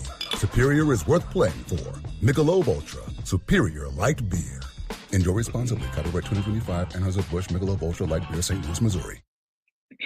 The Destin Connection Seafood Market offers the freshest seafood direct from the Gulf of Mexico with deliveries daily. Snapper, grouper, pompano, flounder, copia, along with medium, large, and jumbo shrimp, hand-picked crab meat, and chucked oysters. They can even cook your order for easy, quick pickup. The Destin Connection can make a po' boy with any of their seafood items that folks in New Orleans rave about. Go by and see them at 3750 Norman Bridge Road or call 288-4272 for pickup orders. All right, welcome back in, everybody. About 25 minutes past the hour, and hour number 2 with Longshore and McKnight. We touched on, we started the show today talking about, man, a lot to talk about. U.S. Open, NBA Finals, TV times released. I was a little tired today. I stayed up to watch the end of that game. Look, I can sit here and preach all day. Either you're going to watch it or you're not. I know some people out there don't like the NBA. I get it. Last night's game was one of the most entertaining I'd seen. Not because I was on the right side and I cashed a ticket. Well, that might have something to do with it. I was about to say that may have something to do with it. Might have a little bit something to do with it. Yep. But I thought they both played well. But the defense defense in the NBA. I know what you're saying. Yeah. I thought the defense last night by the Pacers was really, really good. Yeah, and these are two really good defensive teams. You say, what in the world? They ended up. It ended up being Pacers by 9, 116 to 107, but there really was good defense. And John's right, especially down the stretch. I mean, that's what every NBA game should look like, but let's face it. When the Pistons are playing the Kings in November on a Tuesday, they just got off the plane. Whatever. Just but last night was how it's supposed to look. Lots on the line, a bunch of big defensive stops, a lot of intensity. That was a really good game. Good game. Now, the Phantoms' daily dog was Indiana plus the 5.5. Yeah, didn't even need it. And they're playing at home. Yeah. The Phantom, he's not trying to talk anybody into it, but hey, if they're gonna give you 5.5, take it. I think it went a little something like this. The Pacers are going to win the game outright, but take the 5.5 just in case as a bonus. Why not? You're getting it, use it. Didn't need it. But it's there if you had to have it, Yep. It's kind of like your spare tire, It's kind of like that can of Fix-A-Flat, you're probably not going to need it, but it's good to have just in case. You get that flat tire on 65 South between Fort Deposit and Greenville, which I've had happen before. Yeah. You wish you had that Fix-A-Flat. I can promise you. So there you go. Pacers win it 116-107. They take a 2-1 lead, and they're back at home for game 4 Friday night with that 2-1 lead. That's Friday night. Yep. John, today's Thursday. It is Thursday. What do we do? So I know what you're thinking. What are you going to do about the NBA? And I will say, don't want to get too giddy. We're just throwing it out there. The numbers don't lie. Once again, the Pacers are an underdog at home. They're a 6-point dog as of right now against OKC tomorrow. Yeah. More on that later. We'll get into that game. Wow, man, nobody's believing. Nobody is believing in the Pacers. Anyway, it's like Steve Perry once sang to you, don't stop believing. Don't stop believing. Yeah, which came out 44 years ago. The Phantom is, well, let's just say, we don't want to pat ourselves on the back, but the Phantom has had a pretty nice run in the NBA if you've been paying attention over the last 2 or 3 months. Just saying. Really nice. The playoffs is, I mean, that's been the Phantom's ATM, has been the NBA playoffs. It really has. The NBA playoffs have been good. Not to say Major League Baseball has not been good as well. And that's where we're heading tonight at 6:40 p.m. tonight. Okay. We got a little game in which it's a game between two beer towns. It's the Beer City Bash. How about that? Oh, the Brewers and the Cardinals. Yeah, the Brewers and the Cardinals. Of course, Anheuser-Busch products right there in St. Louis. So we are loyal to our sponsors. Yes, always. we are. So all I'll say is another national brand is coming to town today. Right. This has nothing to do with the beers that, well, yeah, it does kind of. I cannot lie, it actually does. The preferred beer of who is, of course, a major sponsor of ours, and we really appreciate it, as you can imagine. But this game actually is in Milwaukee. The Brewers hosting the Cardinals tonight. Now, Barry, I'm looking at the standings of these teams. Now, you're going to have to help me. I got to tell you, you got to help me with the pitchers because I don't really know a lot about these pitchers. Okay. Well, field player, kind of always have been. People that use range finders on the golf course. I mean, I'll use them from time to time. I'll check a number, but I'm not going through all these calculations and matrix and slope angle and all that type stuff. I'm more of a, this kind of looks like a 7-iron. Great, I'll hit this. So St. Louis and Milwaukee are both these teams have won 36 games. The Cardinals have only lost 32, but Milwaukee's lost one more at 33. Fairly so basically, even. They're neck and neck. Very close. Here's what you do. Here's what you look like. And the Phantom has told me this before about baseball. Baseball, you're betting on the pitcher. Yes. Well, so who we got? For the Milwaukee Brewers, tall, skinny right-hander Jacob Misiorowski. Sure. He is a right-hander. He is making his major league debut. Correct. Tonight. He has never pitched in the major leagues before. Mm-hmm. He starts tonight for the Milwaukee Brewers against Sonny Gray. Sonny Gray for the Cardinals, who's been one of the top 25 pitchers in the major leagues for a good long while. Misiorowski, major league debut for the Brewers. Sonny Gray, right-hander, starting for the St. Louis Cardinals. 7-1 with a 3.35 ERA. Well, the numbers favor the Cardinals. They do tonight. But you know what? Sometimes the Phantom has his own numbers that he deals with. You think the Phantom is nervous, a little swayed the other way because they got a guy heading to the bump for the first time ever? No. This kid is so excited, ready to go, wants to have a great debut, wants a great start. He is going to put the baseball world on notice tonight in his first appearance as a major league pitcher against a seasoned veteran. Yeah, a guy who's been around the block a little bit, Sonny Gray. Yeah, well, the new kid on the block's going to show the old guy what it's all about. We're taking the plus 120 at home. You think this number would be a lot higher based on a guy with a track record like Sonny Gray has against some new kid on the block that nobody knows about. Are you telling me that this guy's going to be hanging tough? No doubt. He's going to be hanging tough. Actually, I think that was Marky Mark and the Funky Bunch, not the Beastie Boys. No, the new kids on the block. New kids on the block. Yeah. Hanging tough. Yeah. So I'm taking. That was Donnie Wahlberg, not Mark Wahlberg.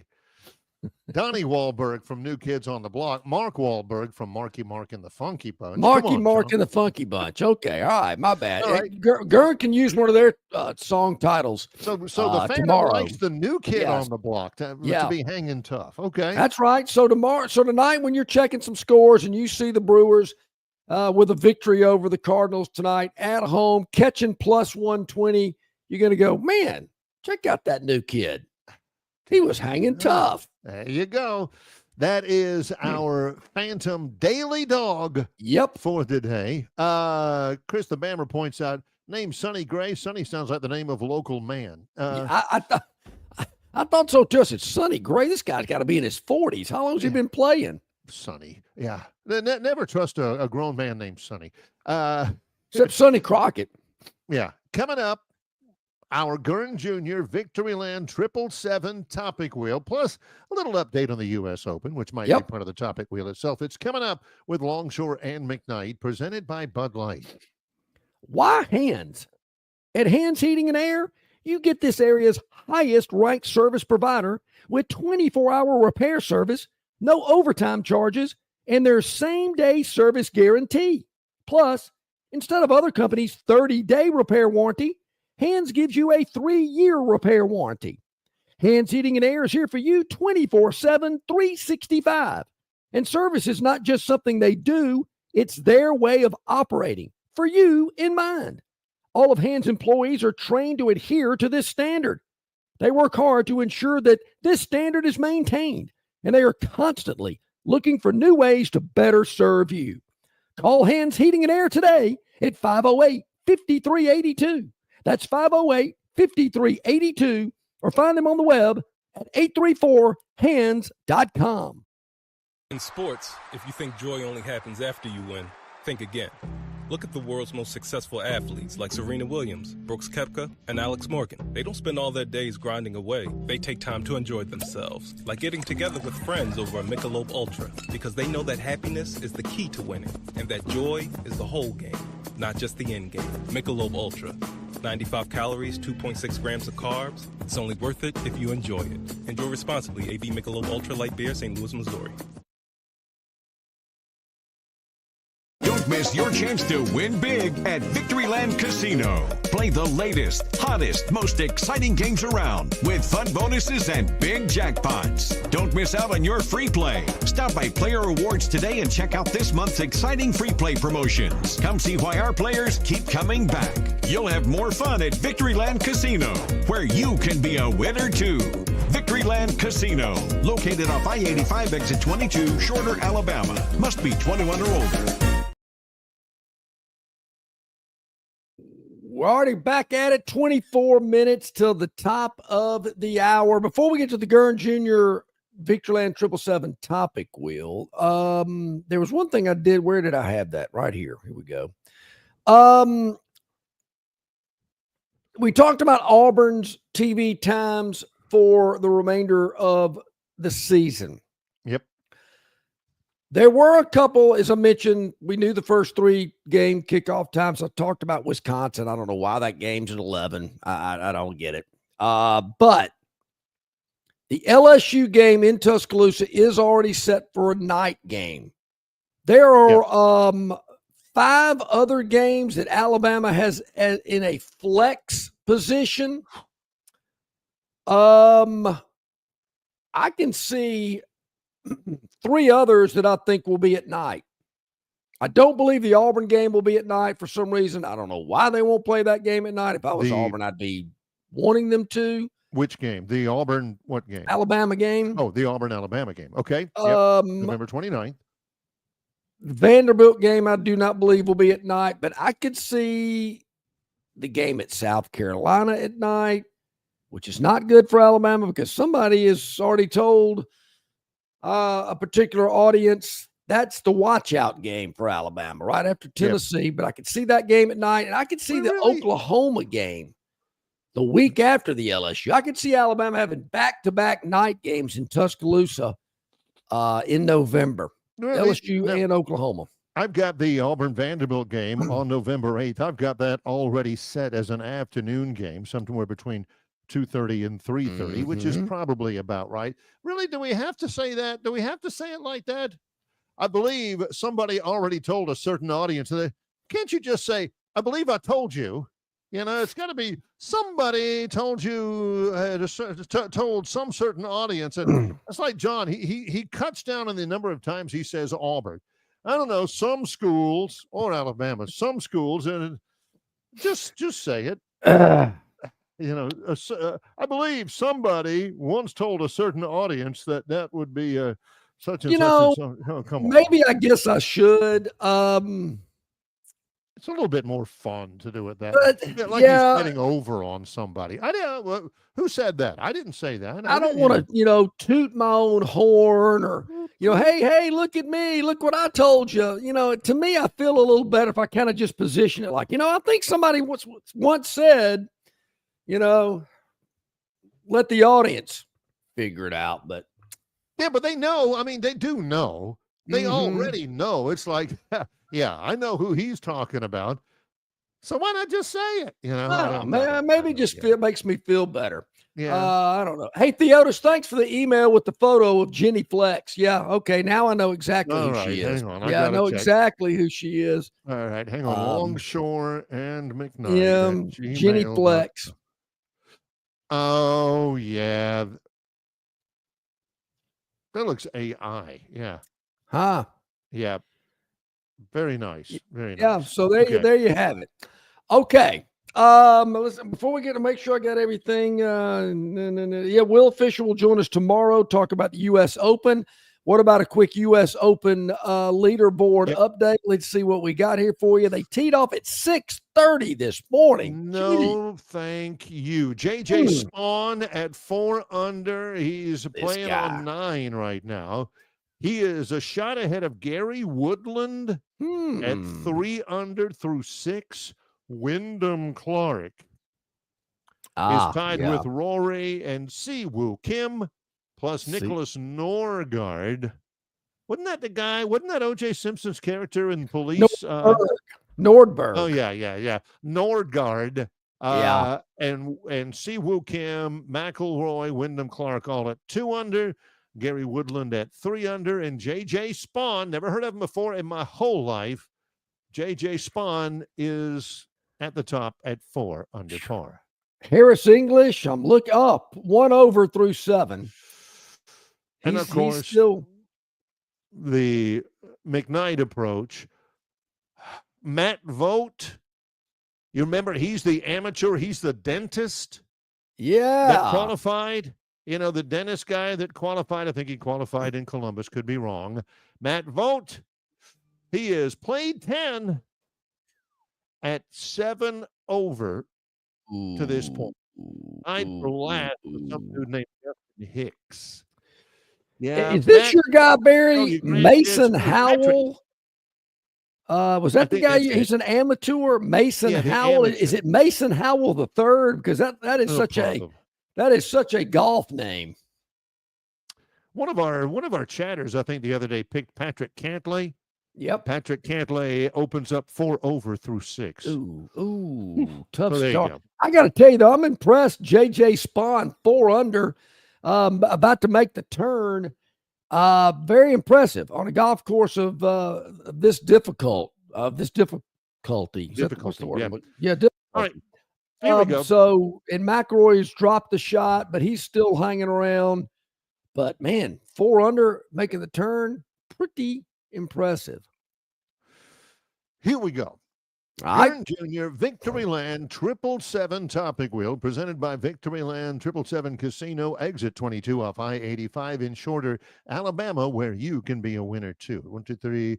We got 6. Man, we got a lot going on here. We're going to be busy today. Gurn's been busy. Yes. What do you say? Let's get this thing going. Spin the wheel. It's the Victoryland 777 topic wheel, exit 22 off I-85, Shorter, Alabama, where you can be a winner too. Extra mile. Extra mile. Let's see what we got here. A video on social media shows Shedeur Sanders putting in extra work to improve. He spent 15 to 20 minutes after practice working on passing drills. His mechanics have already improved since rookie minicamp. The Cleveland Browns are going to stink this year. They are. They don't have a clear quarterback. They really don't. And Sanders, all right, I'll go ahead and say it. I kind of like the kid. I hope he succeeds. I hope everybody succeeds. Sure. But John, really? That's worthy of a big national article that he spent 15 minutes after practice throwing 15 minutes? This is that this a is big something. deal? Oh, extra mile. 15 minutes afterwards. Give me a break, 15 minutes. Barry, that is something that I am very unfamiliar with. There was no after practice for me. Yeah. That final horn, that final done. Longshore was already helmet off, mouthpiece out, headed halfway to the down parking to the middle lot of the field, and ready to go. Ready to go. This after practice business, look, it's like a guy that sits up on the practice range hitting another bucket of balls. If you ain't figured it out by now, you ain't gonna figure it out. You know, don't think that extra bucket's gonna dial in your T-ball. It ain't happening. You ain't never seen Scheffler or Tiger or Ray Floyd or anybody say, well, I owe this Masters victory to the extra 15 balls I hit before I came out today. I wasn't feeling it, but man, the last 15 I really striped, and that's what got me the green jacket. No, you've got we believe in extra practice. We believe in extra work. All I'm saying is that 15 minutes. Yeah. 15 well, minutes there's something about it, people. You've got to be a guy that likes to practice. Number one, you got to like it. If you go into it with the mindset of this again, it's hot, it sucks, blah blah blah, which was kind of my mindset to get home. Yeah, then you're kind of defeating the purpose, if you will. I mean, now I would give them my 2 hours. I'd be focused in on that 2 hours, I guess, as much as I could be. Yeah. But if you're not into it, why go hit range balls? I mean, unless you're going to be zeroed in and really conscious of your form and technique, and you'll see these guys hit them just to hit them. No, that's you're wasting your time. I mean, DeChambeau, they were closing the practice area down at Augusta, turning the lights off because the guy was still out there. This guy's into it. He loves it. I know people that love to practice, and they're really good at it. But if you're not 100% committed, you're wasting your time. That's exactly right. I could not agree with you more. I'm glad to hear John say it because, he's been a competitive athlete for a long time. If you're practicing the wrong way, stop. You know, if you're out there just swinging, not paying attention to your footwork, not paying attention to, the little fundamentals, not being purposeful, if you're just out there hitting driver over and over again just to see how far you can crank it, you ain't helping yourself. 15 minutes working on passing drills, Shedeur Sanders, much respect for that. But 15 minutes, that ain't nothing compared to the amount of work you need to do if you're going to be a starting quarterback in the NFL. 15 minutes, so what? Big deal, 15 minutes. I mentioned this a while back. My nephew's son, 8 years old, won a 12 and under golf tournament, beat a 10-year-old and a 12-year-old to win the flight. He's only 8, won the 12 and under. This young man, I've been impressed with him. He loves to play golf, but he's not. Most kids want to go out there and bomb it on the practice tee. How far can I hit my driver? He loves to chip and putt. He is always around the green chipping and putting. And I told him, I said, little man, drive for show. I couldn't even finish the sentence. He looked at me and went, putt for dough. How in the world does an 8-year-old know about dough on the golf course? He's related to me. He knows about it. Probably so. At 8 years old. He goes, which I'll is a put great you for a age. Coca-Cola. I said, let's go. Let me go get my putter. There we go. You're in. So there we go. One down. Yep. Extra mile for Shedeur Sanders. Okay. Extra mile. It's like an extra 2 steps. No kidding. Smallest. Greggy, honey, is it always this? Oh, okay. Yep. Here we go. All right. Oh, TJ McConnell. Yep. You mentioned this. TJ, look at me. He's what's with the pink shoes? Wow. Yeah, no kidding. That's Obi Toppin, who's had a great day. TJ McConnell, how tall is he? 5'11", 6 feet, something like that. 5. It says 5. I don't know. But it mentions this. And again, the Pacers win it. They mentioned some of his numbers. Scroll it up just a little bit, Gurn. The numbers, his all-around game, 4 assists, 3 steals, 2 points, 1 offensive rebound. But really, to get back to John's original point about this game, it was him on defense. Yep. He is that guy, especially in church league ball, that you hate to play against because you can't take a deep breath, man. Get off of me. You know, I mean, that's the kind of guy. I remember when we had the morning show Maulers versus the afternoon Avengers in our talk show football game out there in the rain at Huntington one time, many, many years ago. Schultz was on the other team. It was his morning show. Yeah. And he brings out Bobby Humphrey to play against us. Come on, Bobby Humphrey, really? Yeah, come on. They ended up beating the afternoon Avengers, but they had this one guy, you know, there were callers that were on our team and everything. They had this one guy that was stationed at Maxwell. Yep. He was the cornerback for the other team. And I mean, before every snap, he'd chuck you. He'd chuck the wide receiver. He'd chuck you. He'd get down in the stance and everything, and he'd break it in. Dude. Take it Love easy. it. That's Pete. That's TJ McConnell. He is that guy. Big defensive presence in that game last night. Kind Good of a call there on nat- that one. Yeah. Yeah. Love that kind of player. That was Yeah. awesome. All right. Not a Let's good see what player, else but- we got. 4 more All to go here on Four the Gurn Jr. Victoryland 777 topic wheel. We'll get it. and then 22 go off to break. I-85. Cheat code. Are we talking about the Phantom again? You know how he must have. Oh, Oakmont cheat code. We need a cheat code. John says it's the toughest course on the PGA Tour. Go scroll up to the Go top up just again. a I want to little see the bit. picture here because I think I know what this is about without reading it.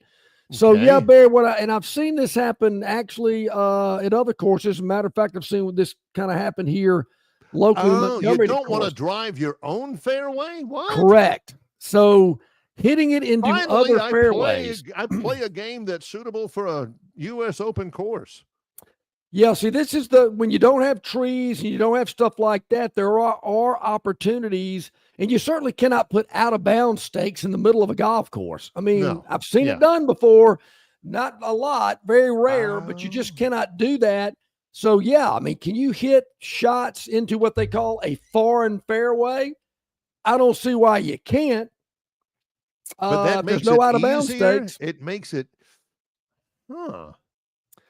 Well, some of your angles, some of your approach shots could be better, possibly getting away from some hazards and some trouble. Well, it's by also doing it getting that way. away. It's also getting away, John, from the true spirit of the game. Bobby Jones would be spinning around in his grave right now. Well, speaking of here's Bobby what we need to Jones- do. We don't need to play this course as it's designed.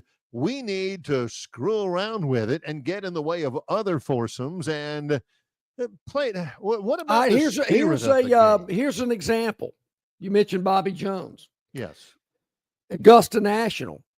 Ian Woosnan, the year he won the Masters, he hit his tee shot on 18 so far to the left, which is the members' practice range. Right. In between 9 green and 18 green, that big area right there, he intentionally hit it way over there just to get it out of, so he didn't hit it in the trees on the right side of the fairway.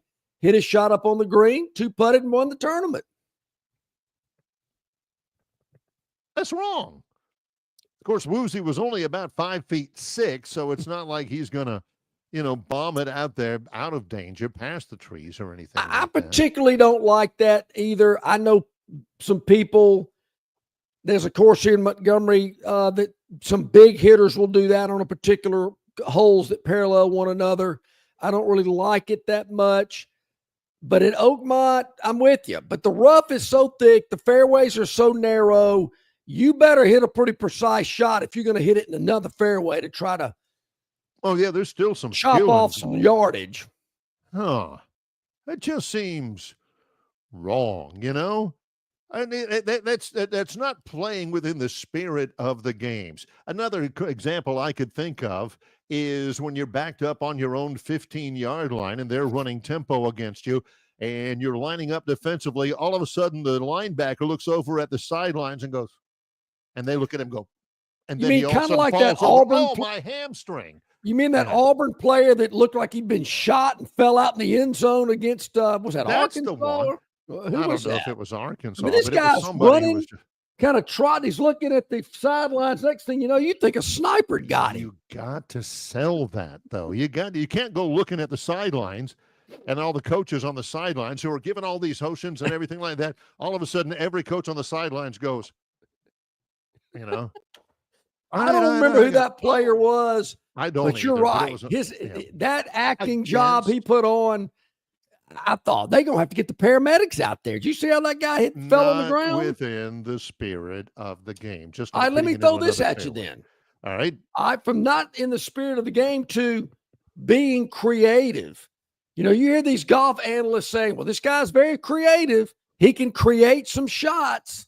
Yep. Maybe that falls into the category of being creative. My buddy Neil Armstrong, one of my favorite human beings on the planet, says nobody's saying a word about Brooks Koepka. Yeah, two-time U.S. Open champion, I think. I think he sneaks around and wins at Oakmont. It's going to take somebody with strong forearms because of the rough. Neil, I like your pick. Yeah. We're going to save that one. And on Monday, when I'm doing the show by myself, I might bring that back up. You know, Neil Armstrong said, Neil's one of my buddies. Take a break. He's been, he has been kind of quiet. We'll see. Yeah, maybe he is. Yep. In association with Yellowhammer News, Longshore and McKnight, presented by Bud Light. Local banking expertise, the newest innovations and technology, personal attention, genuine hospitality. It's all just part of the Riverbank and Trust difference. They invite you to experience it for yourself. Welcome to banking above and beyond at Riverbank and Trust. Locations throughout the river region, locations throughout the state of Alabama. Riverbank and Trust. Known by avid golfers as one of the most beautiful and challenging stops on the Robert Trent Jones Golf Trail, Cambrian Ridge in Greenville lies just 40 miles from Montgomery. It is well worth the ride for any golfer looking for 27 holes of jaw-dropping golf. The greens have been redesigned to accommodate the higher green speeds associated with their installation of the latest generation of ultra-dwarf Bermuda grass. Cambrian Ridge offers a fully stocked pro shop with all the latest equipment and apparel.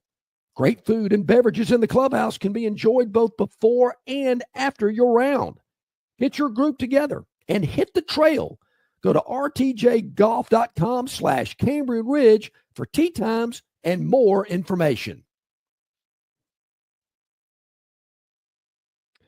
All right, welcome back in. About 4 minutes to go. Let's spin the wheel. 3 more topics to get to here on the Gurn Jr. Victoryland 777 topic wheel. Victoryland open 24/7 in Shorter, Alabama. Ooh, this is 5.5 hours.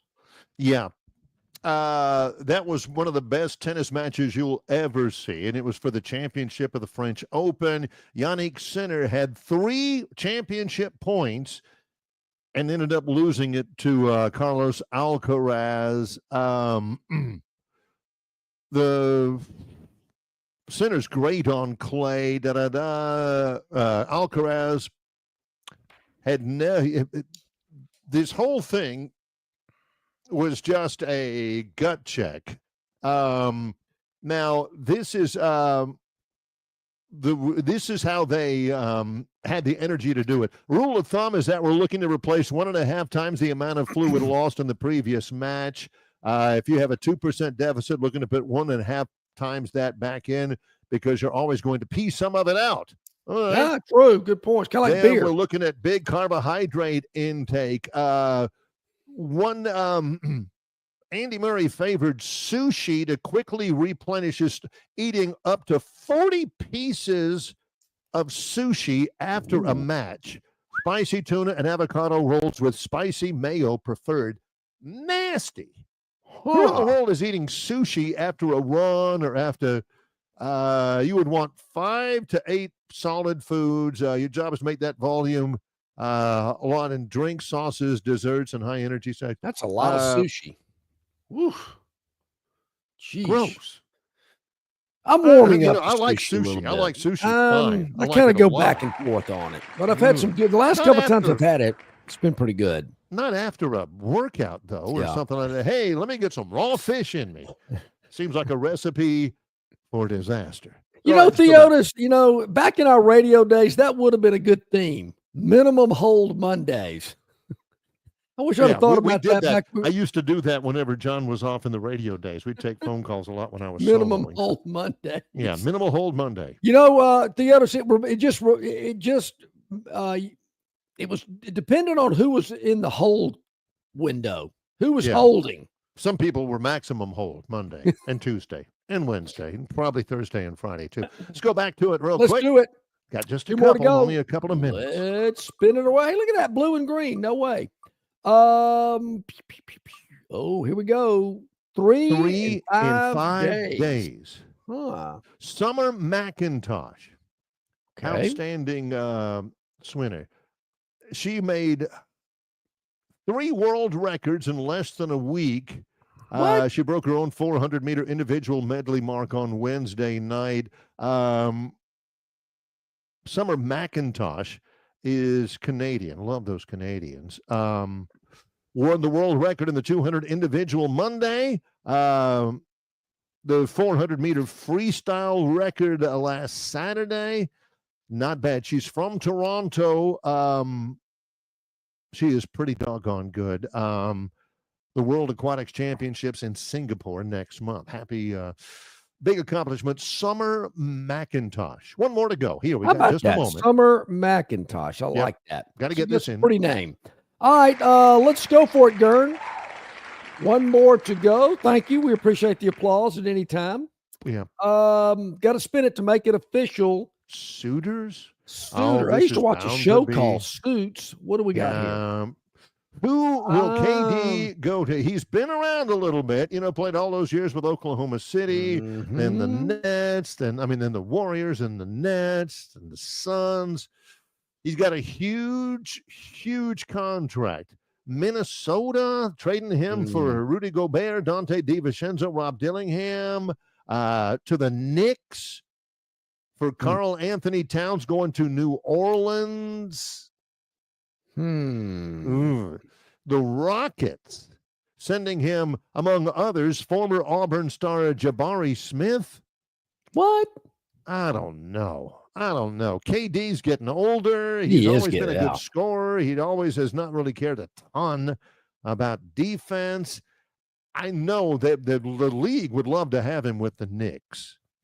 Oh, but yeah. I don't think he wins a championship with him. I don't think. No. That ain't man, Gurn, great topics today on the 777 topic wheel. We always appreciate that. A lot of fun. Of course, we don't know what the topics are. We see them for the first time just like you do. That's what makes it interesting and fun.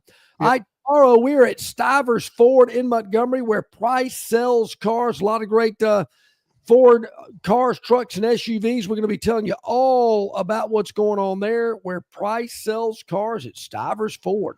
Coming up, again, live on the show. Appreciate everybody who's been watching us and telling all your friends and watching us still. YouTube, Facebook, Spotify, listening on Spotify and at yellowhammernews.com. For John Longshore, I'm Barry McKnight, producer Gurn Jr. In association with Yellowhammer News, it's Longshore and McKnight, presented by